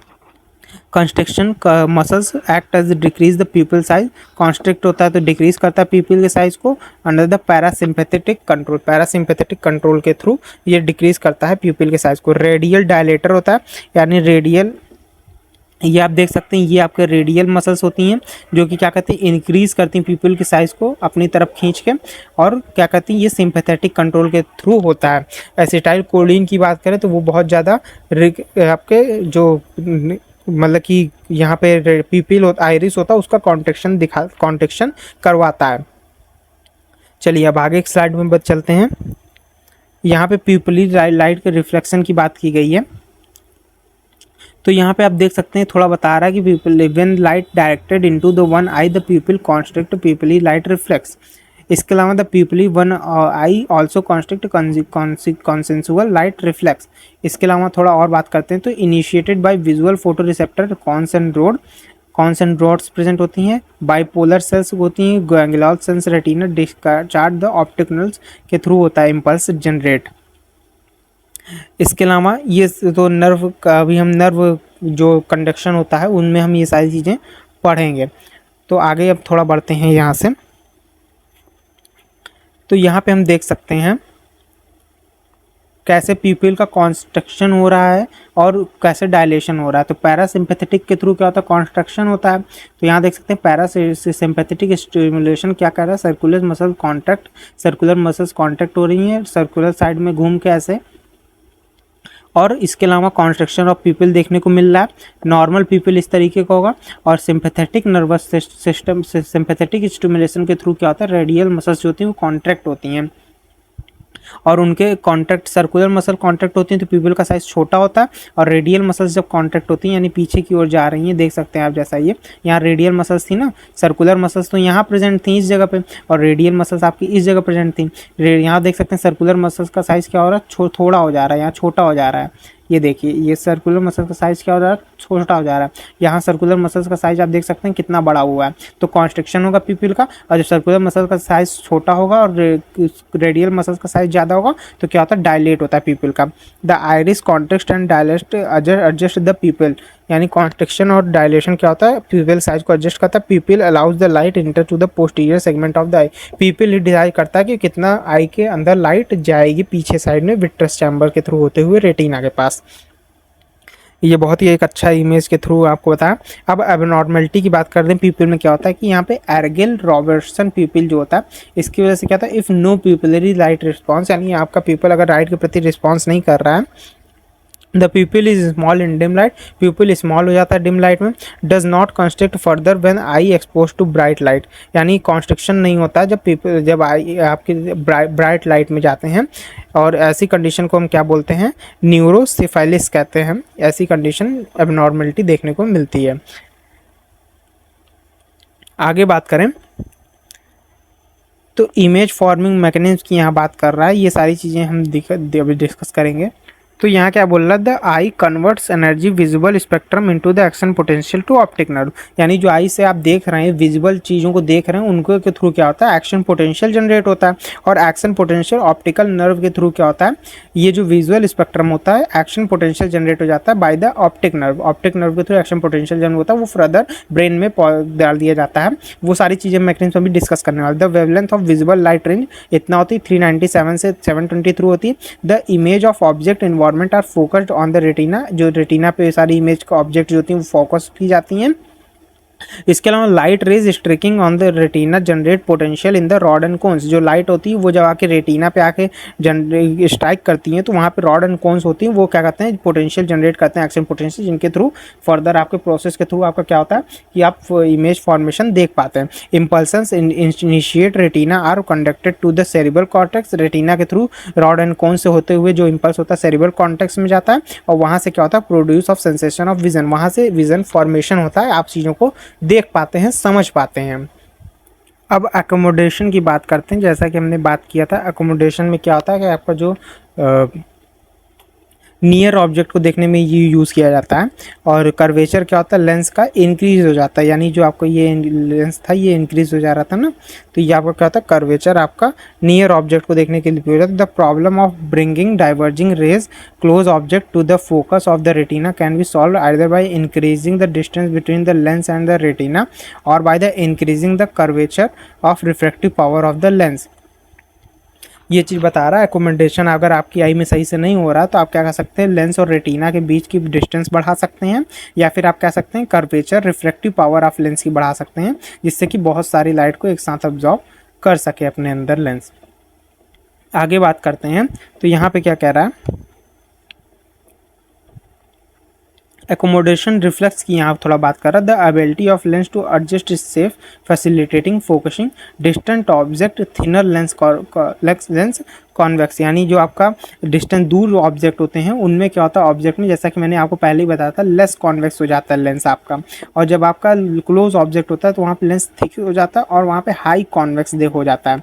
यहाँ पे क्या होता है, हाई कॉन्वेक्स आपका हो जाता है लेंस, जिसकी वजह से थिक हो जाता है। When one look near object, the curvature of lens increases, so the image object fall on the photoreceptors. और पैरासिम्पैथेटिक स्टिमुलेशन होता है कब, आपका डिस्टेंट ऑब्जेक्ट में, और सिंपैथेटिक स्टिमुलेशन कब होता है आपका नियर पैरासिम्पैथेटिक आपका नियर विजन में होता है, और सिंपैथेटिक आपका फॉर विजन में होता है, यानी दूर के विजन में। यहाँ पे कर्वेचर ऑफ लेंस क्या होता है, डिक्रीज हो जाता है, रिफ्रैक्टिव पावर क्या होता है, डिक्रीज हो जाती है, कन्वेक्सिटी ऑफ लेंस क्या होता है, इंक्रीज हो जाती है, और रिफ्रैक्टिव पावर आपका क्या होता है, इंक्रीज हो जाता है। एकोमोडेशन फॉर नियर विजन और एकोमोडेशन फॉर फार विजन, दूर के लिए। तो ये आप देख सकते हैं, इस चीज़ों को याद रखिएगा कि पैरासिम्पैथेटिक कब होता है, सिंपैथेटिक कब होता है। थोड़ा आगे बढ़ते हैं अब इसमें, चलिए। तो इस स्लाइड में अगर देखें तो यहाँ पे नियर पॉइंट रिस्पॉन्स की बात कर रहा है। यहाँ पूरे में से आपको केवल दो ही चीज़ देखनी है। पहली बात तो क्या कि यहाँ पे दिया हुआ द नियरेस्ट पॉइंट और to the eye which an object can be brought into clear focus by accommodation is called as near point. यानी नियर पॉइंट उसे कहते हैं कि जहाँ पे आपकी आई जो होती है वो एकदम क्लियर फोकस करके देख पाए उस जगह तक, उसे हम नियर पॉइंट ऑफ विज़न कहते हैं। यानी ऐसी दूरी आँख से जहाँ पे आप एकदम क्लियर देख पाएँ, उसके आगे हाथ या किसी भी ऑब्जेक्ट को लाने पे आपको वो ब्लर दिखने लगे, उसे हम नियर ऑब्जेक्ट कहते हैं। जैसे आपकी अगर ये आई है यहाँ पे, तो मान लीजिए ये कोई डिस्टेंस है, यहाँ तक एकदम आपको सही दिख रहा है, लेकिन इसके आगे यहाँ से लाने पे आपको क्या ब्लर दिखने लग रहा है। तो ये आपका जो ये वाला पॉइंट होगा, ये आपका क्या हो जाएगा, नियर पॉइंट ऑफ विज़न हो जाएगा, क्योंकि इसके बाद आपको ब्लर दिखने लग रहा है। यहाँ तक की दूरी आपके लिए नियर पॉइंट ऑफ विज़न कहलाएगी। और दूसरी चीज़ ये यहाँ पे when the gauge director is near object the ciliary muscles contract. यानी जब नियर ऑब्जेक्ट को लाया जाता है तो वहाँ पे क्या होता है, सिलियरी मसल कॉन्ट्रैक्ट होती हैं, रिलैक्स लेंस लिगामेंट, लेंस के लिगामेंट रिलैक्स होते हैं, lens become more convex shape, lens जो होता है वो कॉन्वेक्स शेप लेने लगता है बहुत ज़्यादा। और दूर वाले के लिए क्या होता है कि कम कॉन्वेक्स लेता है। और क्या होता है उसमें जो एकोमोडेशन होता है आपका, उसमें फार पॉइंट रिस्पांस में क्या होता है, वो तो मेरे फार पॉइंट रिस्पांस को नहीं कहेंगे, वो तो क्योंकि इनफाइनाइट होता है ना एक हेल्दी आई का। तो नेक्स्ट अब पॉइंट पे चलते हैं। यहाँ पे क्या कह रहा है कि अगर आप देखें तो 3 पार्ट रिस्पांस देखने को मिलता है। मतलब नियर रिस्पांस आई का रिस्पांस में, जिसमें पहला एकोमोडेशन होता है, दूसरा हमारा convergence of the visual axes होता है, एंड तीसरा आपका प्यूपिलरी कॉन्स्ट्रक्शन होता है। इस तीनों को मिला के हम called as the near response हम इसको कहते हैं। यहाँ पे इसके आगे हम बात करें कैटरैक्ट्स की बात करें तो ये एक बीमारी है जो कि ओल्ड पीपल्स में देखने को मिलती है। यहाँ पे क्या होता है कि नियर विज़न के बाद हम देख रहे हैं, तो यहाँ पे देखते हैं कि it is the opacity of the lens that reduce the transparent nature of the lens. यानी जो लेंस का एक ट्रांसपेरेंसी का नेचर होता है कि सब कुछ क्लियर दिखाए, वो क्या होता है उसमें दिक्कत आ जाती है। जैसा कि आप देख सकते हैं ये आपका विज़न है, तो यहाँ पे देखिए यहाँ ब्लर दिखने लग रहा है, इसी को हम कैटरैक्ट्स कहते हैं। कॉज किसकी वजह से होता है, यहाँ पे एक्सेस ऑफ ग्लूकोज हो जाता है, तो या फिर ट्रॉमा या फिर रेडिएशन की वजह से ऐसा हो जाता है। Degeneration of coagulation of lens protein, यानी प्रोटीन जो होते हैं उनका डीजनरेशन हो जाता है या फिर कोगुलेशन हो जाता है। With deposition of calcium salts के साथ उनका डिपोजिशन या फिर कोगुलेशन हो जाता है। ट्रीटमेंट्स क्या होता है, इसमें सर्जिकल रिमूवल लेंस का कर दिया जाता है, और वहाँ पे एक हमारा प्लास्टिक लेंस या फिर आर्टिफिशियल लेंस को लगा दिया जाता है। तो ऐसे में हम कैटरैक्ट्स को दूर कर सकते हैं। नेक्स्ट स्लाइड की ओर बढ़ते हैं। अब हम थोड़ा रिफ्रैक्शन के बारे में जान लेते हैं। जैसा कि मैंने आपको इतनी देर से बताया ही था कई बार कि लेंस में जो सबसे ज़्यादा रिफ्रैक्शन होता है वो कॉर्निया के थ्रू होता है, मोर देन 75% या फिर 70%, और उसके बाद लेंस के थ्रू 30% हमें देखने को मिलता है आई में। तो यहाँ पे देख लेते हैं रिफ्रैक्शन क्या होता है। कि यहाँ पे कॉन्केव लेंस की बात कर रहे हैं, तो कोई लाइट सोर्स किसी सोर्स से आ रही है पैरेलल एक्सिस में, और वो क्या हो रही है, लेंस से टकराने के बाद दूर हो जा रही है, तो ये कॉन्केव लेंस के कंडीशन में होता है, यानी बिखर जा रही है। इसके अलावा कॉन्वेक्स लेंस की कंडीशन देखें, जो दूर से पैरेलल लाइट आती हैं, वो लेंस से टकराने के बाद क्या होता है, किसी एक फोकल पॉइंट पे जाके क्या होती हैं, कॉन्ट्रैक्ट होती हैं या फिर मिल जाती हैं। Light from distant source focal length, यहाँ से यहाँ तक जहाँ तक सारी लाइट सोर्स आके एक पॉइंट पे इकट्ठा हो जा रही है, वहाँ से लेके लेंस के मेन एक्सिस से लेके पूरा फोकल पॉइंट तक आपका क्या होता है, उसे हम फोकल लेंथ कहते हैं। तो ये रिफ्रैक्शन में हमें देखने को मिलता है ऐसी कंडीशन डिफरेंट लेंसेज के बीच में। अब यहाँ पे थोड़ा हम कंडीशन देख रहे हैं कुछ कि क्या क्या कंडीशन होती हैं। तो यहाँ इमेट्रोपिया जो होता है वो नॉर्मल विज़न के लिए यूज़ होता है ये वर्ड। तो यहाँ नॉर्मल कंडीशन होती है आइज़ की, जहाँ पे आइज़ में नो रिफ्रैक्टिव डिफेक्ट, यानी कोई दिक्कत नहीं होती नॉर्मल आई में। यहाँ क्या हो रहा है, किसी दूर ऑब्जेक्ट से कोई लाइट सोर्स आ रहा है, लाइट आ रही है, और वो क्या हो रही है, प्रॉपर जाके आपके रेटिना पे पॉइंट हो रही है, और उसकी फिर आपकी इमेज आपको दिख रही है। कॉर्निया, लेंस एंड रेटिना पे इमेज फॉर्मेशन होती है। लेकिन इरर क्या होता है यहाँ पर लाइट में या फिर रिफ्रैक्शन में, रिफ्रैक्टिव इरर होता है जिसे कि एमेट्रोपिया कहते हैं। Emmetropia and ametropia in which light rays come to point focus either, यानी किसी दूसरे जगह पे फोकस जब होने लगते हैं उसे हम वैसी कंडीशन को, चाहे वो दूर हो या पास के लिए, दोनों के लिए मिला के एमेट्रोपिया कहते हैं। अब इसमें फर्दर डिवाइड करें तो बिहाइंड द रेटिना, यानी अगर रेटिना के बाद आपकी हो रही है तो उसे हम हाइपरोपिया कहते हैं। और इन फ्रंट ऑफ रेटिना, यानी रेटिना से आगे ही कहीं पे एक दूसरे को क्रॉस कर ले रही हैं, तो ऐसी कंडीशन को हम मायोपिया कहते हैं। अब थोड़ा इसको और फर्दर हम डिस्कस करते हैं आखिर इसमें क्या कह रहा है। तो अगर हम आगे बात करें तो मायोपिया की कंडीशन बात करें जिसे कि नियर साइटनेस कहते हैं। यहाँ पे आप देख सकते हैं कि जैसे कि ये रेटिना यहाँ पे है, लेकिन इससे पहले ही लाइट पॉइंट हो जा रही है। तो इसमें क्या होता है, it is the result of too long axial length refractive power of the light in case of the focal point in front of retina, जैसा कि दिख रहा है। Then distance object can not be focused on retina, the object can be seen clearly if the move closer to eye, यानी eye को अगर उसके पास ले जाएंगे तभी हम ऑब्जेक्ट को देख पाएंगे सही से। Myopia is said to be genetic in origin, myopia क्या होता है वो जेनेटिक हो सकता है ओरिजिन में आपके। Can be corrected with the concave lens, यानी कॉन्केव लेंस को अगर हम आगे यहाँ पे लगा देते हैं तो वैसे क्या होता है कि हम ठीक कर सकते हैं मायोपिया की कंडीशन को। नेक्स्ट टॉपिक के ऊपर चलते हैं, नेक्स्ट स्लाइड के ऊपर चलते हैं, जिसमें कि हम बात करेंगे हाइपरमेट्रोपिया, जिसे कहते हैं फार साइडनेस कहते हैं, जहाँ पे क्या होता है आपका रेटिना से दूर बनने लगता है जाके लाइट मिलती है।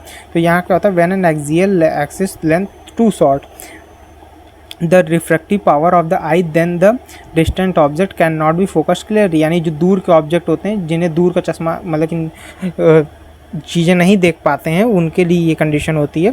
डिस्टेंट ऑब्जेक्ट सही से फोकस नहीं हो पाते हैं, फोकल पॉइंट बैक हो जाता है रेटिना के पीछे। Sustained accommodation even when the viewing distant object can partially compensate for the defect but the prolonged muscular effort is trying and may cause headache and blurring of vision. इसकी वजह से क्या होता है कि आपका ब्लर विजन हो जाता है, आपके सर में दर्द करने लगता है बहुत देर तक देखने से, अपनी मसल्स पे आँख के ज़्यादा जोर डालने पे, और इसको करेक्ट किया जा सकता है। कॉन्वेक्स लेंस को हम लगा के इसको सही कर सकते हैं।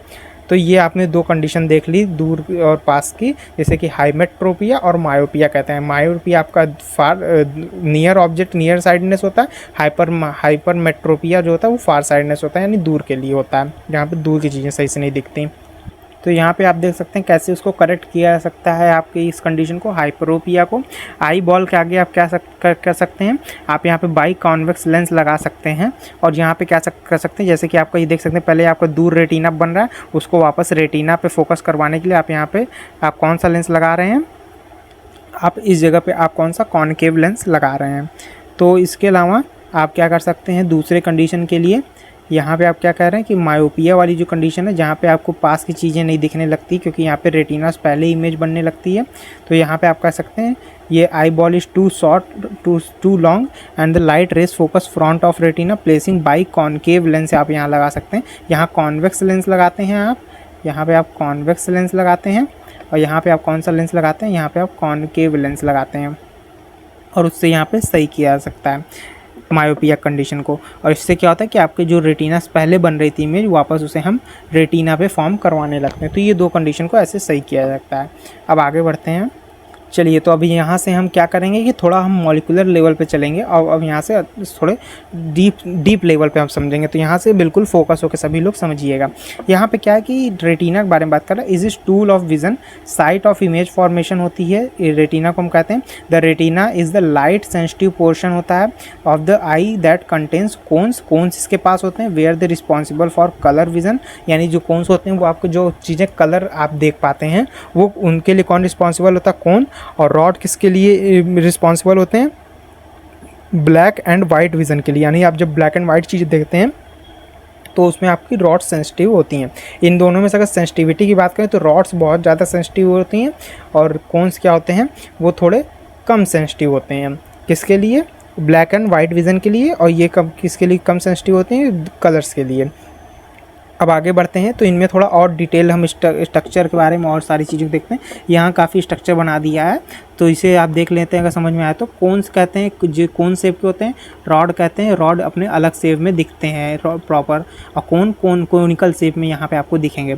रॉड और कोन्स जो होते हैं फर्दर आपके आके किस जगह से एक जुड़ते हैं, यहाँ बाईपोलर न्यूरॉन सेल्स के थ्रू यहाँ पे उनके एक्सॉन आके जुड़ते हैं एक दूसरे से। फिर एमाक्राइन सेल्स भी कुछ होती हैं, और फिर जो ये बाईपोलर सेल्स होते हैं गैंग्लियोल सेल्स के थ्रू नर्व फॉर्मेशन कर लेते हैं, और यहाँ पे फिर क्या होता है ऑप्टिक नर्व फॉर्मेशन हो जाता है। थोड़ा और आगे बात करते हैं इनमें और डिस्कस करते हैं कि क्या क्या चीज़ें होती हैं। तो यहाँ आप देख सकते हैं structure and function of elemental retina, layers of the retina. यहाँ लेयर्स ऑफ रेटिना की बात कर रहा है। तो सबसे पहले आपका पिगमेंटेड लेयर पाई जाती है। ये पिगमेंटेड लेयर जो होती है स्क्लेरा इसमें होती है, कोराइड इसमें होती है, कोरेटाइड होती है, और रेटिना आखिरी लेयर होती सबसे पहली लेयर होती है।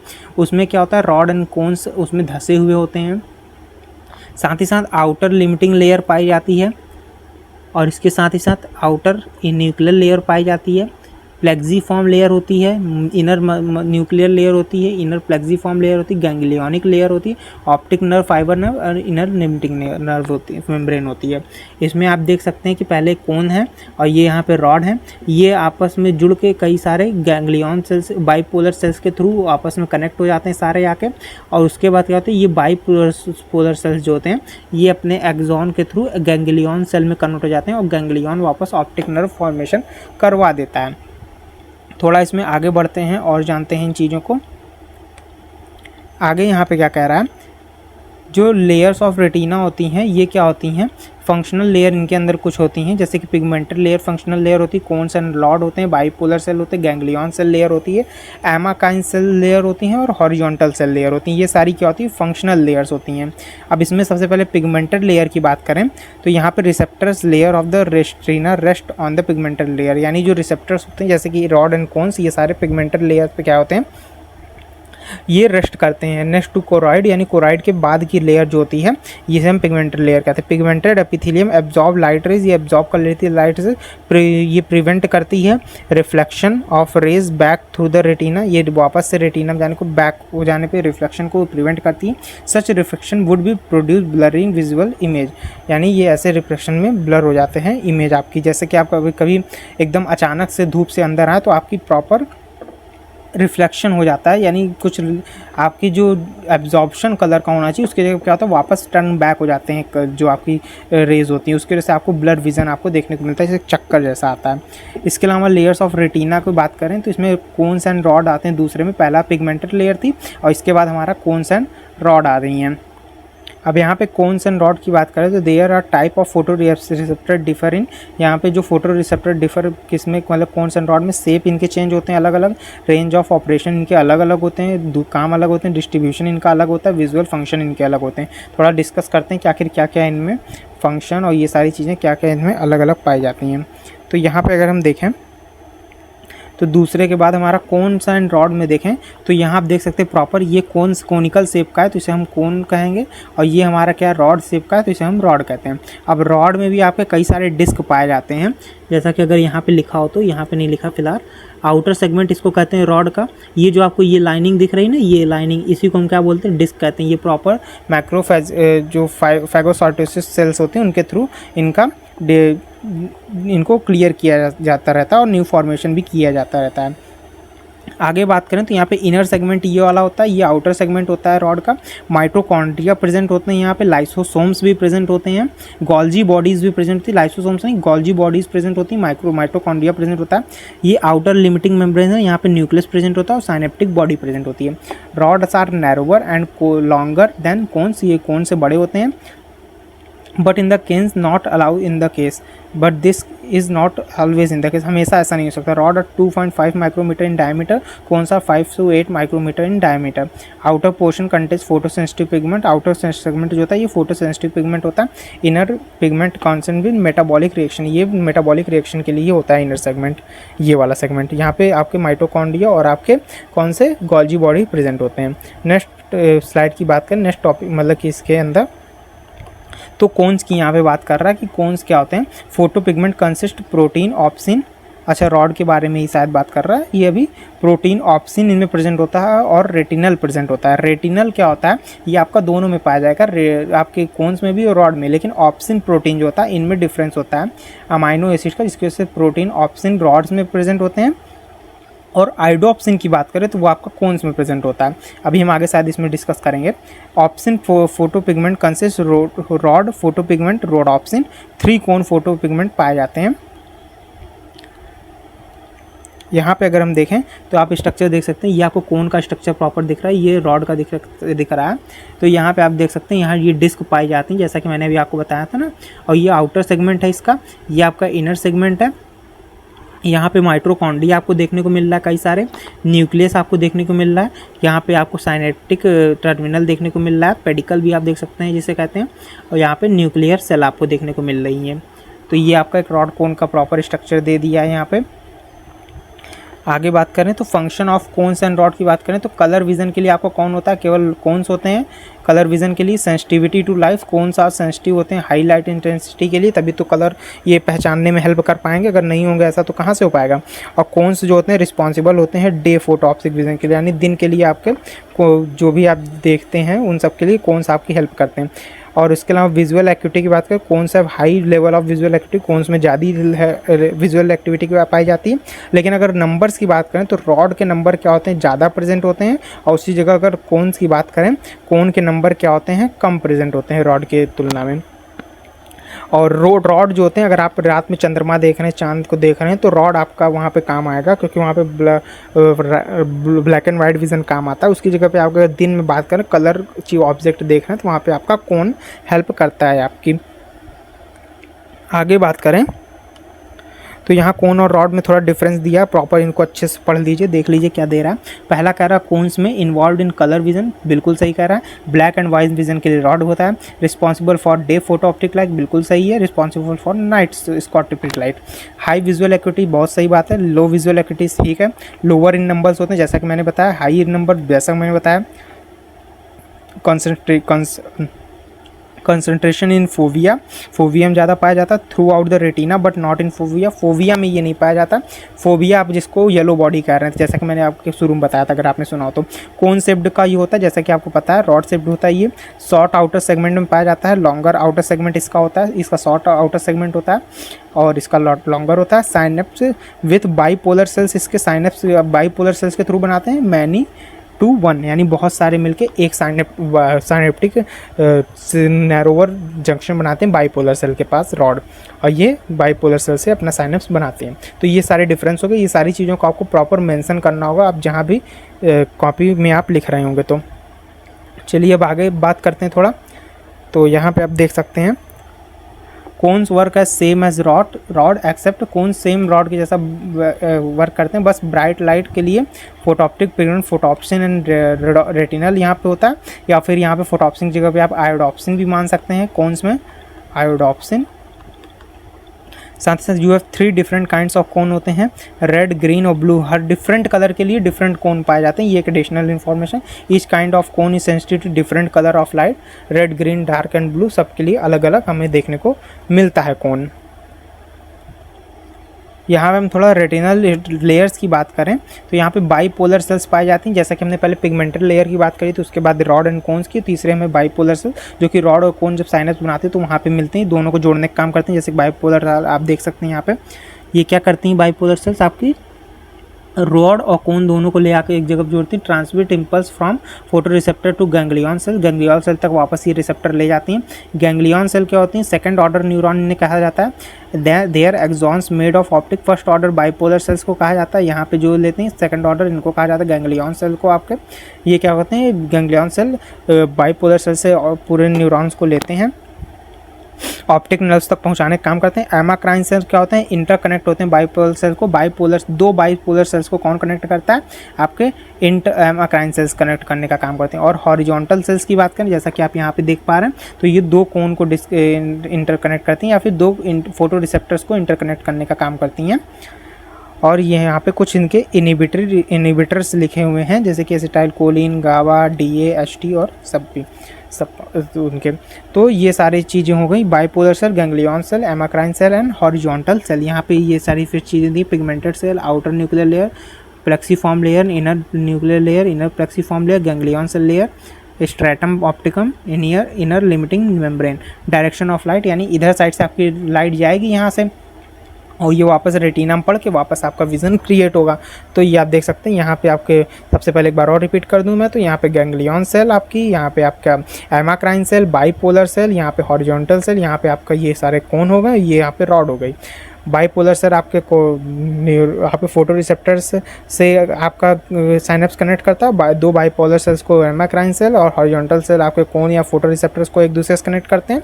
और बाईपोलर्स के थ्रू सेल के थ्रू जो गैंग्लियन सेल होती है वो आपका नर्व इम्पल्स को ले जाती है और ऑप्टिक नर्व्स के थ्रू वापस खुलती है, ऑप्टिक जो कि आपका ब्लैक स्पॉट होता है वहाँ पे। तो अब आगे बात करें यहाँ पे हम,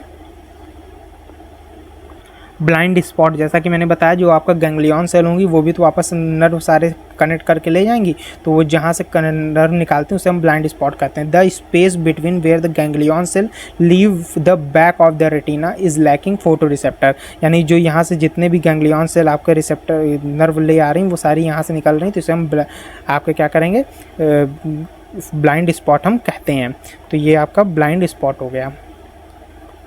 चलिए, तो यहाँ पे हम फोटो केमिस्ट्री ऑफ विज़न थोड़ा पढ़ेंगे, ये बहुत इंपॉर्टेंट है, इसको आपको मेंशन करना होगा। फोटो केमिस्ट्री ऑफ विज़न में बात करें तो यहाँ पे कुछ साइकिल एक तरीके से चलती है, जिसमें कि आपका क्या होता है कि आपका जो ऑप्सिन प्रोटीन होता है ये क्या होता है वो सिस से ट्रांस में कन्वर्ट हो जाता है, जिससे कि आपका क्या होता है कलर जो कलर्स प्रोडक्शन होता है उनका हटना होता है, ये सारी चीज़ें होती हैं।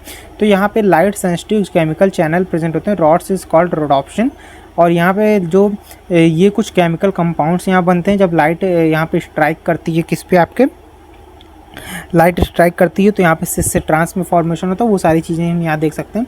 The light sensitive chemicals in the cones called cone pigment और colour pigment have composition only slightly different from the rhodopsin, इनमें कुछ थोड़ा सा डिफरेंट होता है रोडॉप्सिन से कलर के मामले में कोन में। The outer segment of rod has concentration light sensitive pigment called rhodopsin और visual purple which is the combination of protein scotopsin and the carotenoid pigment retinal retinine। तो ये सारी चीज़ों को हमें नहीं पढ़ना, बस यहाँ पे ये वाला ऑप्शन इसको याद रखना है कि the retinal is a particular type of 11 cis retinal। The cis form of retinal is important because only form can bind the scotopsin synthesize the rhodopsin। तो ये चीज़ हमें केवल याद रखना है। यहाँ पे एक साइकिल होती है उसको हम पहले डिस्कस करते हैं। तो ये साइकिल थोड़ा यहाँ पे कुछ देखिए, यहाँ पे क्या होता है कि आपका केमिकल यहाँ पे कुछ स्ट्रक्चर केमिकल कंपाउंड्स फॉर्म होते हैं, ये सारे इनको भी आपको याद कर सकते हैं या फिर नहीं कर सकते हैं, ये आपके ऊपर है। लेकिन मैं जो कहूँगा सजेस्ट आप रोडॉप्सिन को पढ़िए, ऑल ट्रांस रेटिनल को पढ़िए। ऑल ट्रांस रेटिनल से आइसोमराइजेशन वो सिस बनता है, इसको पढ़ना है आपको, और वापस ये साइकिल कंप्लीट हो जाती है। तो इसको अभी हम आगे और थोड़ा डिस्कस करते हैं। तो इस टॉपिक को यहाँ पे स्टार्ट करने से पहले ये बता दूं कि यहाँ पे जो बता रहा है इस जगह पे ये बता रहा है कि जब रॉड एंड कोन में जो ऑप्शन प्रेजेंट होता है उसमें जब लाइट पड़ती है तो किस तरीके से उसमें चेंज जाते हैं। जैसे कि डार्कनेस में आपके सारी चीज़ें सब ऑफ रहती हैं, उस टाइम पे जब आपकी लाइट पड़ती है तो कैसे आपका मतलब कि देखने का तरीका कैसे चेंज होता है। जैसे कि अंधेरे से आप लाइट कैसे देख पाते हैं, अब यहाँ से वो सारी बातें होंगी, उसका मैकेनिज्म स्टार्ट होने वाला है। तो the cyclic bleaching regeneration of photo pigment, यानी कैसे आप देखने डार्क से कैसे आप जब लाइट देखना स्टार्ट करते हैं वो सारी चीज़ें। तो यहाँ पे आप देख सकते हैं कि यहाँ पे रोडॉप्सिन मॉलिक्यूल प्रेजेंट है रॉड में आपके। अब यहाँ से क्या होता है, ये साइकिल जो मैंने अभी पीछे डिस्कस करी है उन्हीं के बारे में। तो ये देखिए यहाँ पे क्या है कि ये रोडॉप्सिन मॉलिक्यूल जो था ये सिस रेटिनल में कन्वर्ट था पहले। सिस रेटिनल मतलब ऐसे ही कुछ बेंड करके कन्वर्ट रहता है सिस रेटिनल। इसमें क्या होती है जब लाइट आपकी पड़ती है तो यहाँ पे आइसोमराइजेशन होता है रेटिनल का, और ये क्या होता है ये ट्रांस रेटिनल में कन्वर्ट हो जाता है, यानी इस फॉर्म में। केवल अभी तक ये इस फॉर्म में था कन्वर्ट, अब ये सीधा स्ट्रेट फॉर्म में कन्वर्ट हो जाता है ऑप्सिन प्रोटीन में। अब यहाँ क्या होता है कि आपका ट्रांससाइक्लिन एक एंजाइम प्रोटीन होता है, ये एक्टिवेट कर देता है फॉस्फो पीडी के कन्वर्ट कर देता है। उसके बाद क्या होता है कि ये आपका ट्रांस रेटिनल जो होता है ये सेपरेट हो जाता है ऑप्सिन से, यानी ये हट जाता है ट्रांस रेटिनल जो होता है। और उसके बाद क्या होता है कि यहाँ पर रेटिनल जो होता है वो isomerase convert trans to sis retinal, ये वापस से ट्रांस सिस में कन्वर्ट होता है। बीच में कुछ केमिकल कंपाउंड्स पिछले साइड में आपके दिख रहे थे ना, वो सारे थे, लेकिन आपको उसको याद करने की जरूरत नहीं है। सिस रेटिनल में वापस से ट्रांस सिस में कन्वर्ट हो जाता है और ये वापस जाके ऑप्सिन पे लग जाता है। Cis retinal bind to opsin regeneration, वापस से ये रीजनरेशन के लिए वापस से जाके बाइंड हो जाता है। तो ये वापस हमें सिस से ट्रांस वाली कंडीशन देखने को मिलती रहती हैं। तो इससे क्या होता है कि आप लाइट और डार्कनेस दोनों में आप देख पाते हैं, ये चीज़ें होती हैं। अब इसके आगे हम थोड़ा और पढ़ेंगे तो हमें और पता चलेगा। मैं आपको और बताऊंगा कि ये कैसे डार्कनेस और वापस लाइट वाली जो कंडीशन हो रही है ये कैसे रॉड में देखने को हमें मिलती है। तो यहाँ पे आप देख पा रहे हैं जो ट्रांससाइक्लिन था, ट्रांससाइक्लिन जो है ये आपका क्या कर रहा है, प्रोटीन एक्टिवेट कर रहा है, जिसे कि हम रिलीज ऑफ पीडी कहते हैं, फास्फोडाइस्ट्रेज को ये एंजाइम को इनके रिलीज करता है। ये बात को याद रखिएगा, अभी इसके आगे वाली स्लाइड में हम इसको डिस्कस करेंगे। तो यहाँ पे आप देख सकते हैं, आगे वाली नेक्स्ट स्लाइड पे चलते हैं।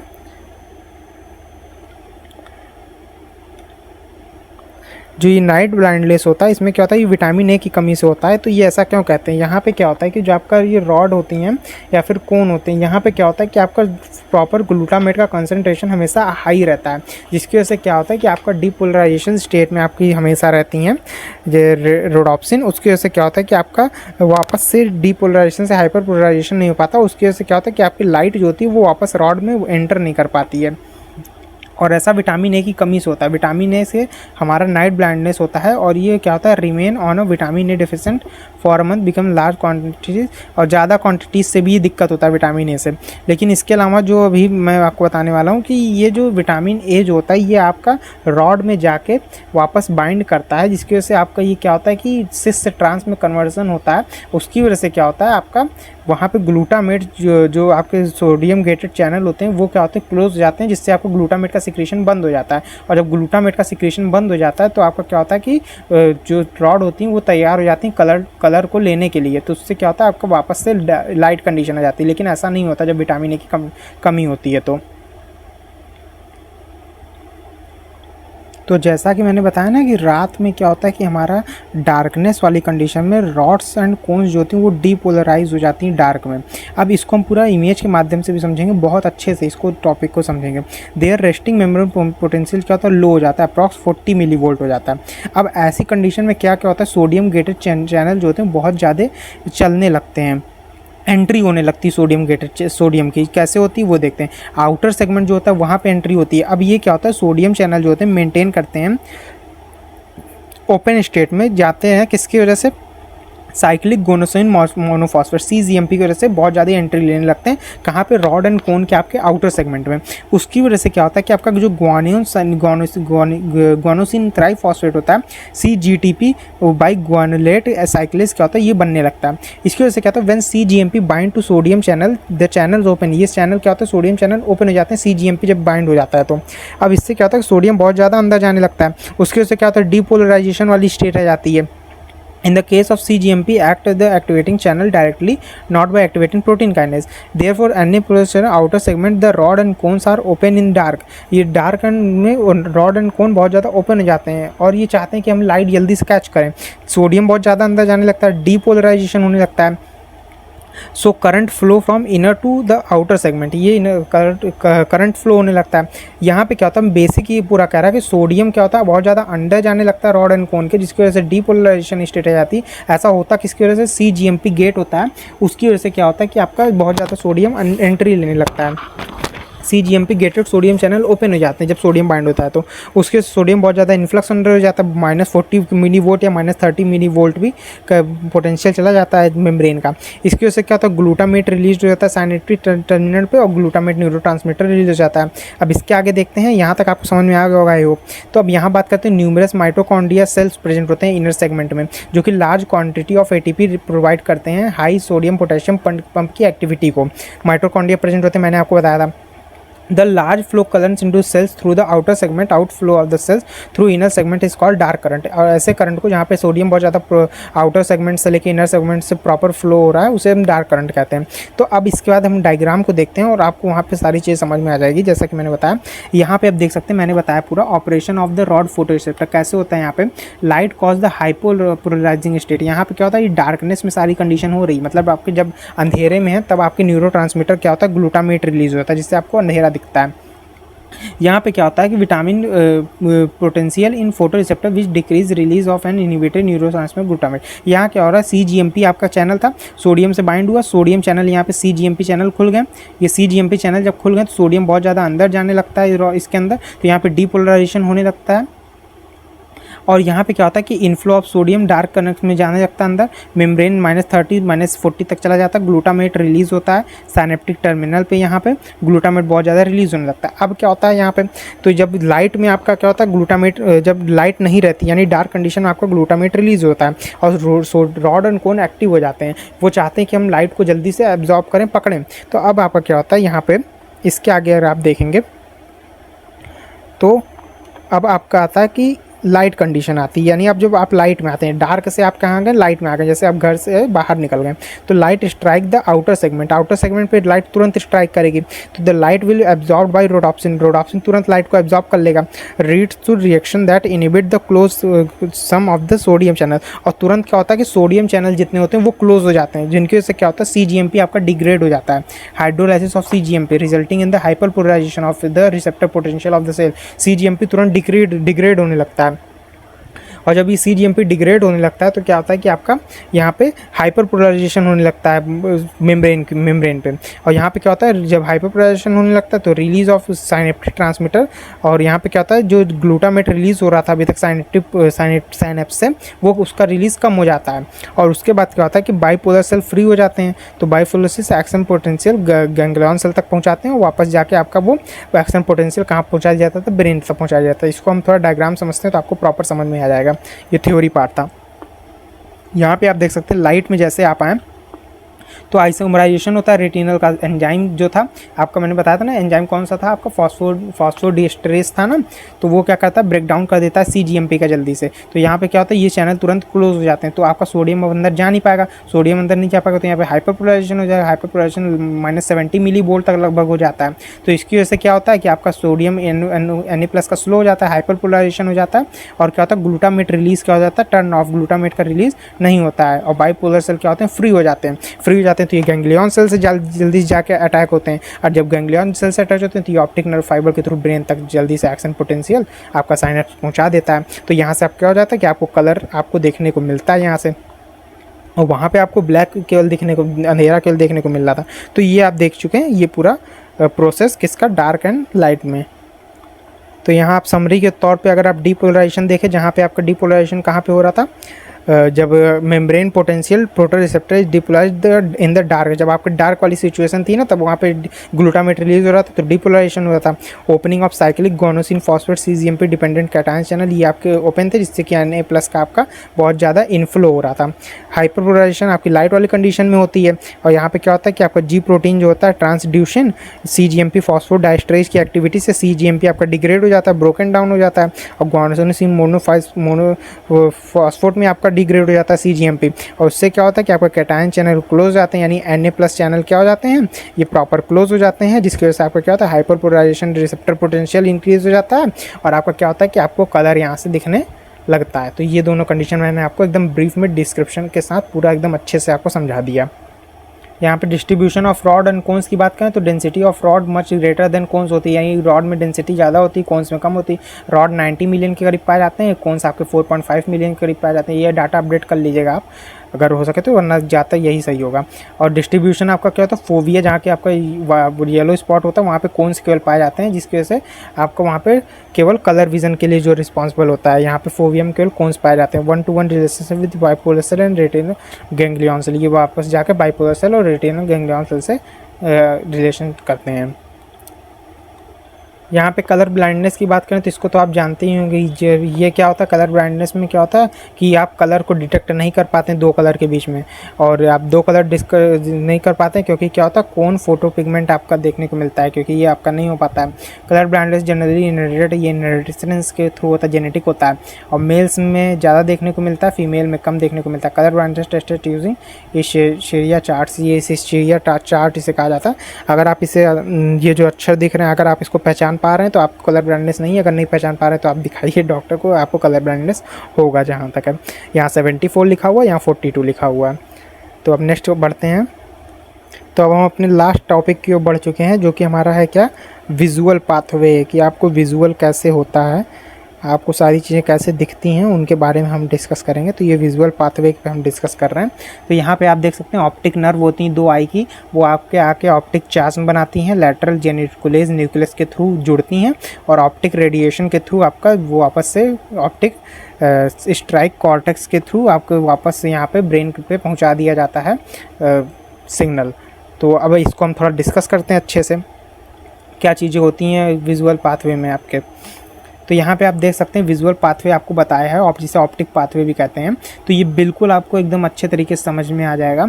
देखिए यहाँ पे क्या होता है आपका कि विजुअल रिसेप्टर रेटिना में प्रेजेंट होते हैं। जैसा कि अभी तक आपको पता चला था, यहाँ पे रेटिना होती है हर आई में, वहाँ पे विजुअल रिसेप्टर प्रेजेंट होते हैं। ऑप्टिक नर्व वहाँ से आती है, ऑप्टिक चाज्म यहाँ पे होता है, ऑप्टिक चाज्म होता है। तो यहाँ पे आपके यहाँ पे आके एक दूसरे की आई की जो ऑप्टिक नर्व होती हैं उन्हें जाके यहाँ पे जुड़ती हैं, जहाँ पे वो एक दूसरे से अपना नर्व मतलब कि अलग एक दूसरे को देती हैं, तो वो ऑप्टिक चाज्म कहलाता है।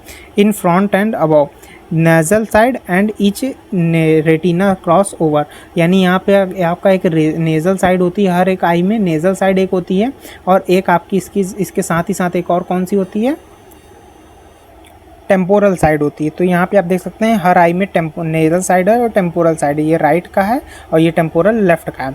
तो यहाँ पे आप देख सकते हैं कि टेम्पोरल साइड हमेशा अलग रहता है, लेकिन नेजल साइड जो होती है वो एक दूसरे से क्रॉस ओवर हो जाती है हर एक आँख की, यानी यहाँ की आप देख सकते हैं इधर साइड आ जाती है और इधर वाले की इधर साइड आ जाती है। तो इस वजह से कहते हैं अगर आप इस आँख का यूज़ कर रहे हैं तो आपका इधर वाला ब्रेन एक्टिव होगा, इधर राइट का यूज़ कर रहे हैं तो आपका लेफ्ट वाला ब्रेन एक्टिव होगा।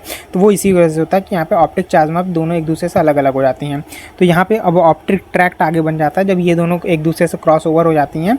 तो यहाँ पे आप देख सकते हैं लैटरल गैंग्लियन बॉडीज प्रेजेंट होती हैं जो आपका साइनेप्स बनाती हैं और आपका वापस ही विजुअल एरिया में दे दिया जाता है माइंड में बाय ब्रेन के through.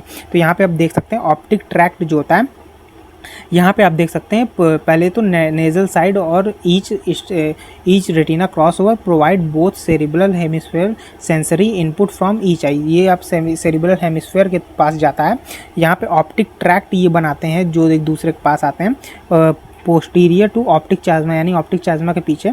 Temporal fibre from one eye to nasal from one other, temporal fibre जो होता है वो एक आई से दूसरे आई के साथ मिल जाता है, जी नेजल साइड से मिल जाता है। और synapse with nerve cells and lateral geniculate bodies, और यहाँ पे जो नर्व सेल्स होती हैं उनका साइनेप्स बनता है और आपका लैटरल जेनिकुलेट बॉडी का आपका साइनेप्स यहाँ पे बनता है। नर्व सेल्स का साइनेप्स यहाँ से बन रहा है और यहाँ से आपका लैटरल जेनिकुलेट बॉडी का साइनेप्स बनता है, और यहाँ पे थैलेमस में ये आपका बनता है, ये थैलेमस में आपका ये बनता है। इसके बाद ऑप्टिक रेडिए फॉर्म होता है, यहाँ पे इस जगह पे ऑप्टिक रेडिएशन फॉर्म होता है।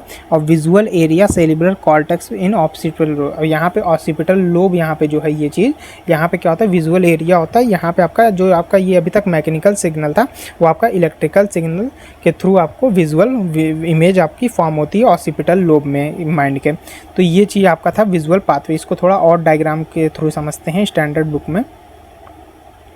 यहाँ पे अब आप देख पा रहे हैं इस जगह पे आप देखिए यहाँ पे जो ब्रेन यहाँ पे दिया हुआ है इसका व्यू दिया हुआ है विजुअल पाथवे। यहाँ पे आप देख सकते हैं यहाँ पे अब आपका ऑप्टिक नर्व है, ऑप्टिक चाज्मा यहाँ फॉर्म हो रहा है, ऑप्टिक ट्रैक्ट के थ्रू ये सब आएंगे यहाँ पे एक दूसरे के साथ इंटर चेंज करेंगे। लैटरल जेनिकुलेट बॉडी प्रेजेंट होती हैं थैलेमस में, वो एक दूसरे के साथ अब जुड़ेंगी नर्व सेल्स और geniculate body. Optic radiation form होगा। अगर आपको ये समझ नहीं आ रहा तो कोई दिक्कत नहीं, केवल समझाने के लिए। Primary visual area cerebral cortex में प्रेजेंट होता है और यहाँ से आपको विजुअल फॉर्म होती है। सेम वही चीज़ मैंने यहाँ पे आपको बताया कि यहाँ पे अब ट्रांसवर्स प्लेन में आपको बताया कैसे यहाँ पे दिख रहा है। विजुअल फील्ड है आई लेफ्ट आई का, विजुअल फील्ड है राइट आई का, बाइनोक्लियर विजुअल फील्ड है यहाँ पे दो साइड का अलग अलग।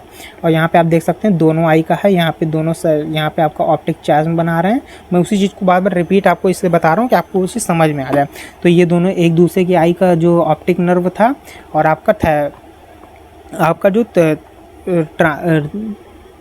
दोनों नर्व जो थी वो मिलके ऑप्टिक चाज्म बना रही हैं।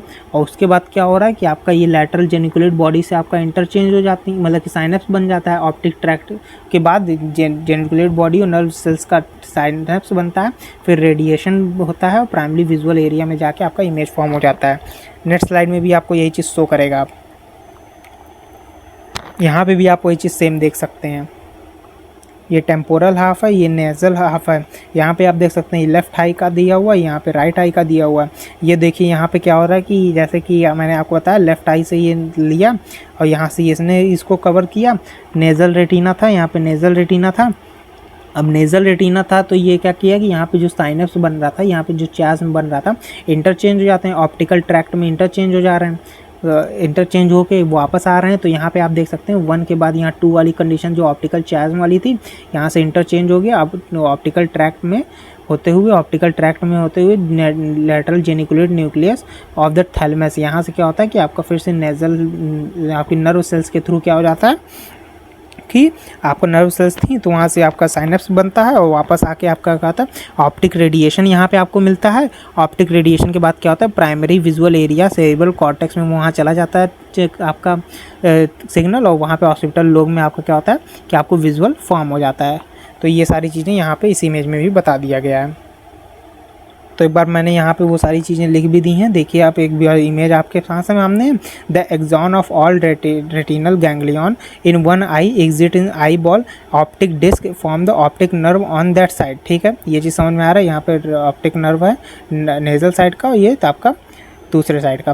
Eight the optic chiasm axon form temporal half of his retina do not cross but continue directly to lateral geniculate nucleus to thalamus तो ऑन द सेम साइड। यहाँ पे क्या होता है कि ऑप्टिक चाज्म में एक दूसरे को क्रॉस नहीं करती हैं, बट वो एक दूसरे को इंटरचेंज होकर एक दूसरे साइड चली जाती हैं। In contrast axon form national half each retina cross the optic chiasm continue to the opposite thalamus, opposite thalamus के पास चली जाती हैं, यानी लेफ्ट वाली राइट के पास और राइट वाली लेफ्ट के पास चली जाती है। Each optic tract consists across the uncrossed axon. The project from optic chiasm thalamus on the one side. Axon collat branches retinal ganglia cell project midbrain when they participate in neural circuits. That groovins constructs the pupils is in response to the light coordination head and eye movement. Collateral extend the superchiasmatic nucleus hypothalamus which establish pattern to sleep and the other activities to occur circadian daily schedule in the response intervals light and darkness। तो ये आपको बता रहा क्या क्या use है। The axon of thalamic neuron from optic radiation as project from the thalamus primary visual area cortex and the same side. तो यही चीज़ बता रहा कि यहाँ पे रेडिएशन लेती हैं, ऑप्टिक रेडिएशन आते हैं, उनके थ्रू आपका थैलेमिक में आपका यहाँ पे कॉर्टेक्स में जो सेरेब्रल कॉर्टेक्स था वहाँ पे विजुअल एरिया होता है और सेम साइड में आपके चले जाते हैं साइनेप्स। तो वहाँ पे क्या होता है कि आपका अब यहाँ पे विजुअल एरिया के थ्रू आपका इलेक्ट्रिक सिग्नल जनरेट होगा और आपको विजुअल इमेज दिखने लगती है। All through we have just describe the visual pathway as signal pathway. Visual signal through be processed by the least separate system cerebral cortex each with for its own function. One system process information related to shape of object, another system project information related to the colour of object and third system project information about the movement location and spatial organization. यानी इसमें अलग अलग जो signals होते हैं वो अलग अलग चीज़ को कंडक्ट करते हैं, मूवमेंट को, कलर को और दूसरे लोकेशन को, हर एक तरीके के सिग्नल यहाँ पे बनते हैं। तो ये चीज़ यहाँ पे बता रहा है। तो यहाँ से आपको बस इतना याद रखना कि ब्लड सप्लाई रेटिना में कहाँ कहाँ होती है। सेंट्रल रेटिनल आर्टरी में होती है, कोरॉइड्स में होती है ब्लड सप्लाई। इसके अलावा अगर बात करें तो कोरॉइड्स के बाद अगर हम बात करते हैं तो ब्लड सप्लाई रेटिना में ऑप्टिक नर्व बनते हैं, वहाँ से आपका ब्लाइंड स्पॉट होता है। ब्लाइंड स्पॉट आपका रेटिना में जहाँ से आपकी सारी नर्व्स निकलती हैं वहाँ पे ब्लाइंड स्पॉट बन जाता है। तो ये सारी चीज़ें हो गई यहाँ पे। ये सारी चीज़ आपको नहीं याद रखनी, बस जो मैं बता रहा हूँ। और इसके अलावा आपको क्या पता चलना चाहिए इसमें, अब ये यहाँ पे एक इलेक्ट्रो रेटिनोग्राफी होती है जो कि इलेक्ट्रिकल रिस्पांस आपका मतलब कि बताती है रेटिना में। और इसके अलावा क्या होता है, इलेक्ट्रोड्स प्लेस कर दिए जाते हैं cornea and skin near the eye. During the recording patient eye are exposed to standardize turning the light circuit electric A B and C waves. यानी इलेक्ट्रोटिनोग्राफिक जो होती है वो इलेक्ट्रिक रिस्पांस आपका पता करती है वेरियस सेल साइज जो रेटिना में प्रेजेंट होते हैं रॉड एंड कोन्स के थ्रू, और उससे आपका क्या पड़ता है कि प्रॉपर मेज़र किया जाता है कि आपके सेल्स काम कर रही हैं, वर्क कर रही हैं कि नहीं, इलेक्ट्रिकल रिस्पॉन्सेस तो जिसे हम इलेक्ट्रो रेटिनोग्राफी कहते हैं, ERG। अब नेक्स्ट स्लाइड के ऊपर बढ़ते हैं।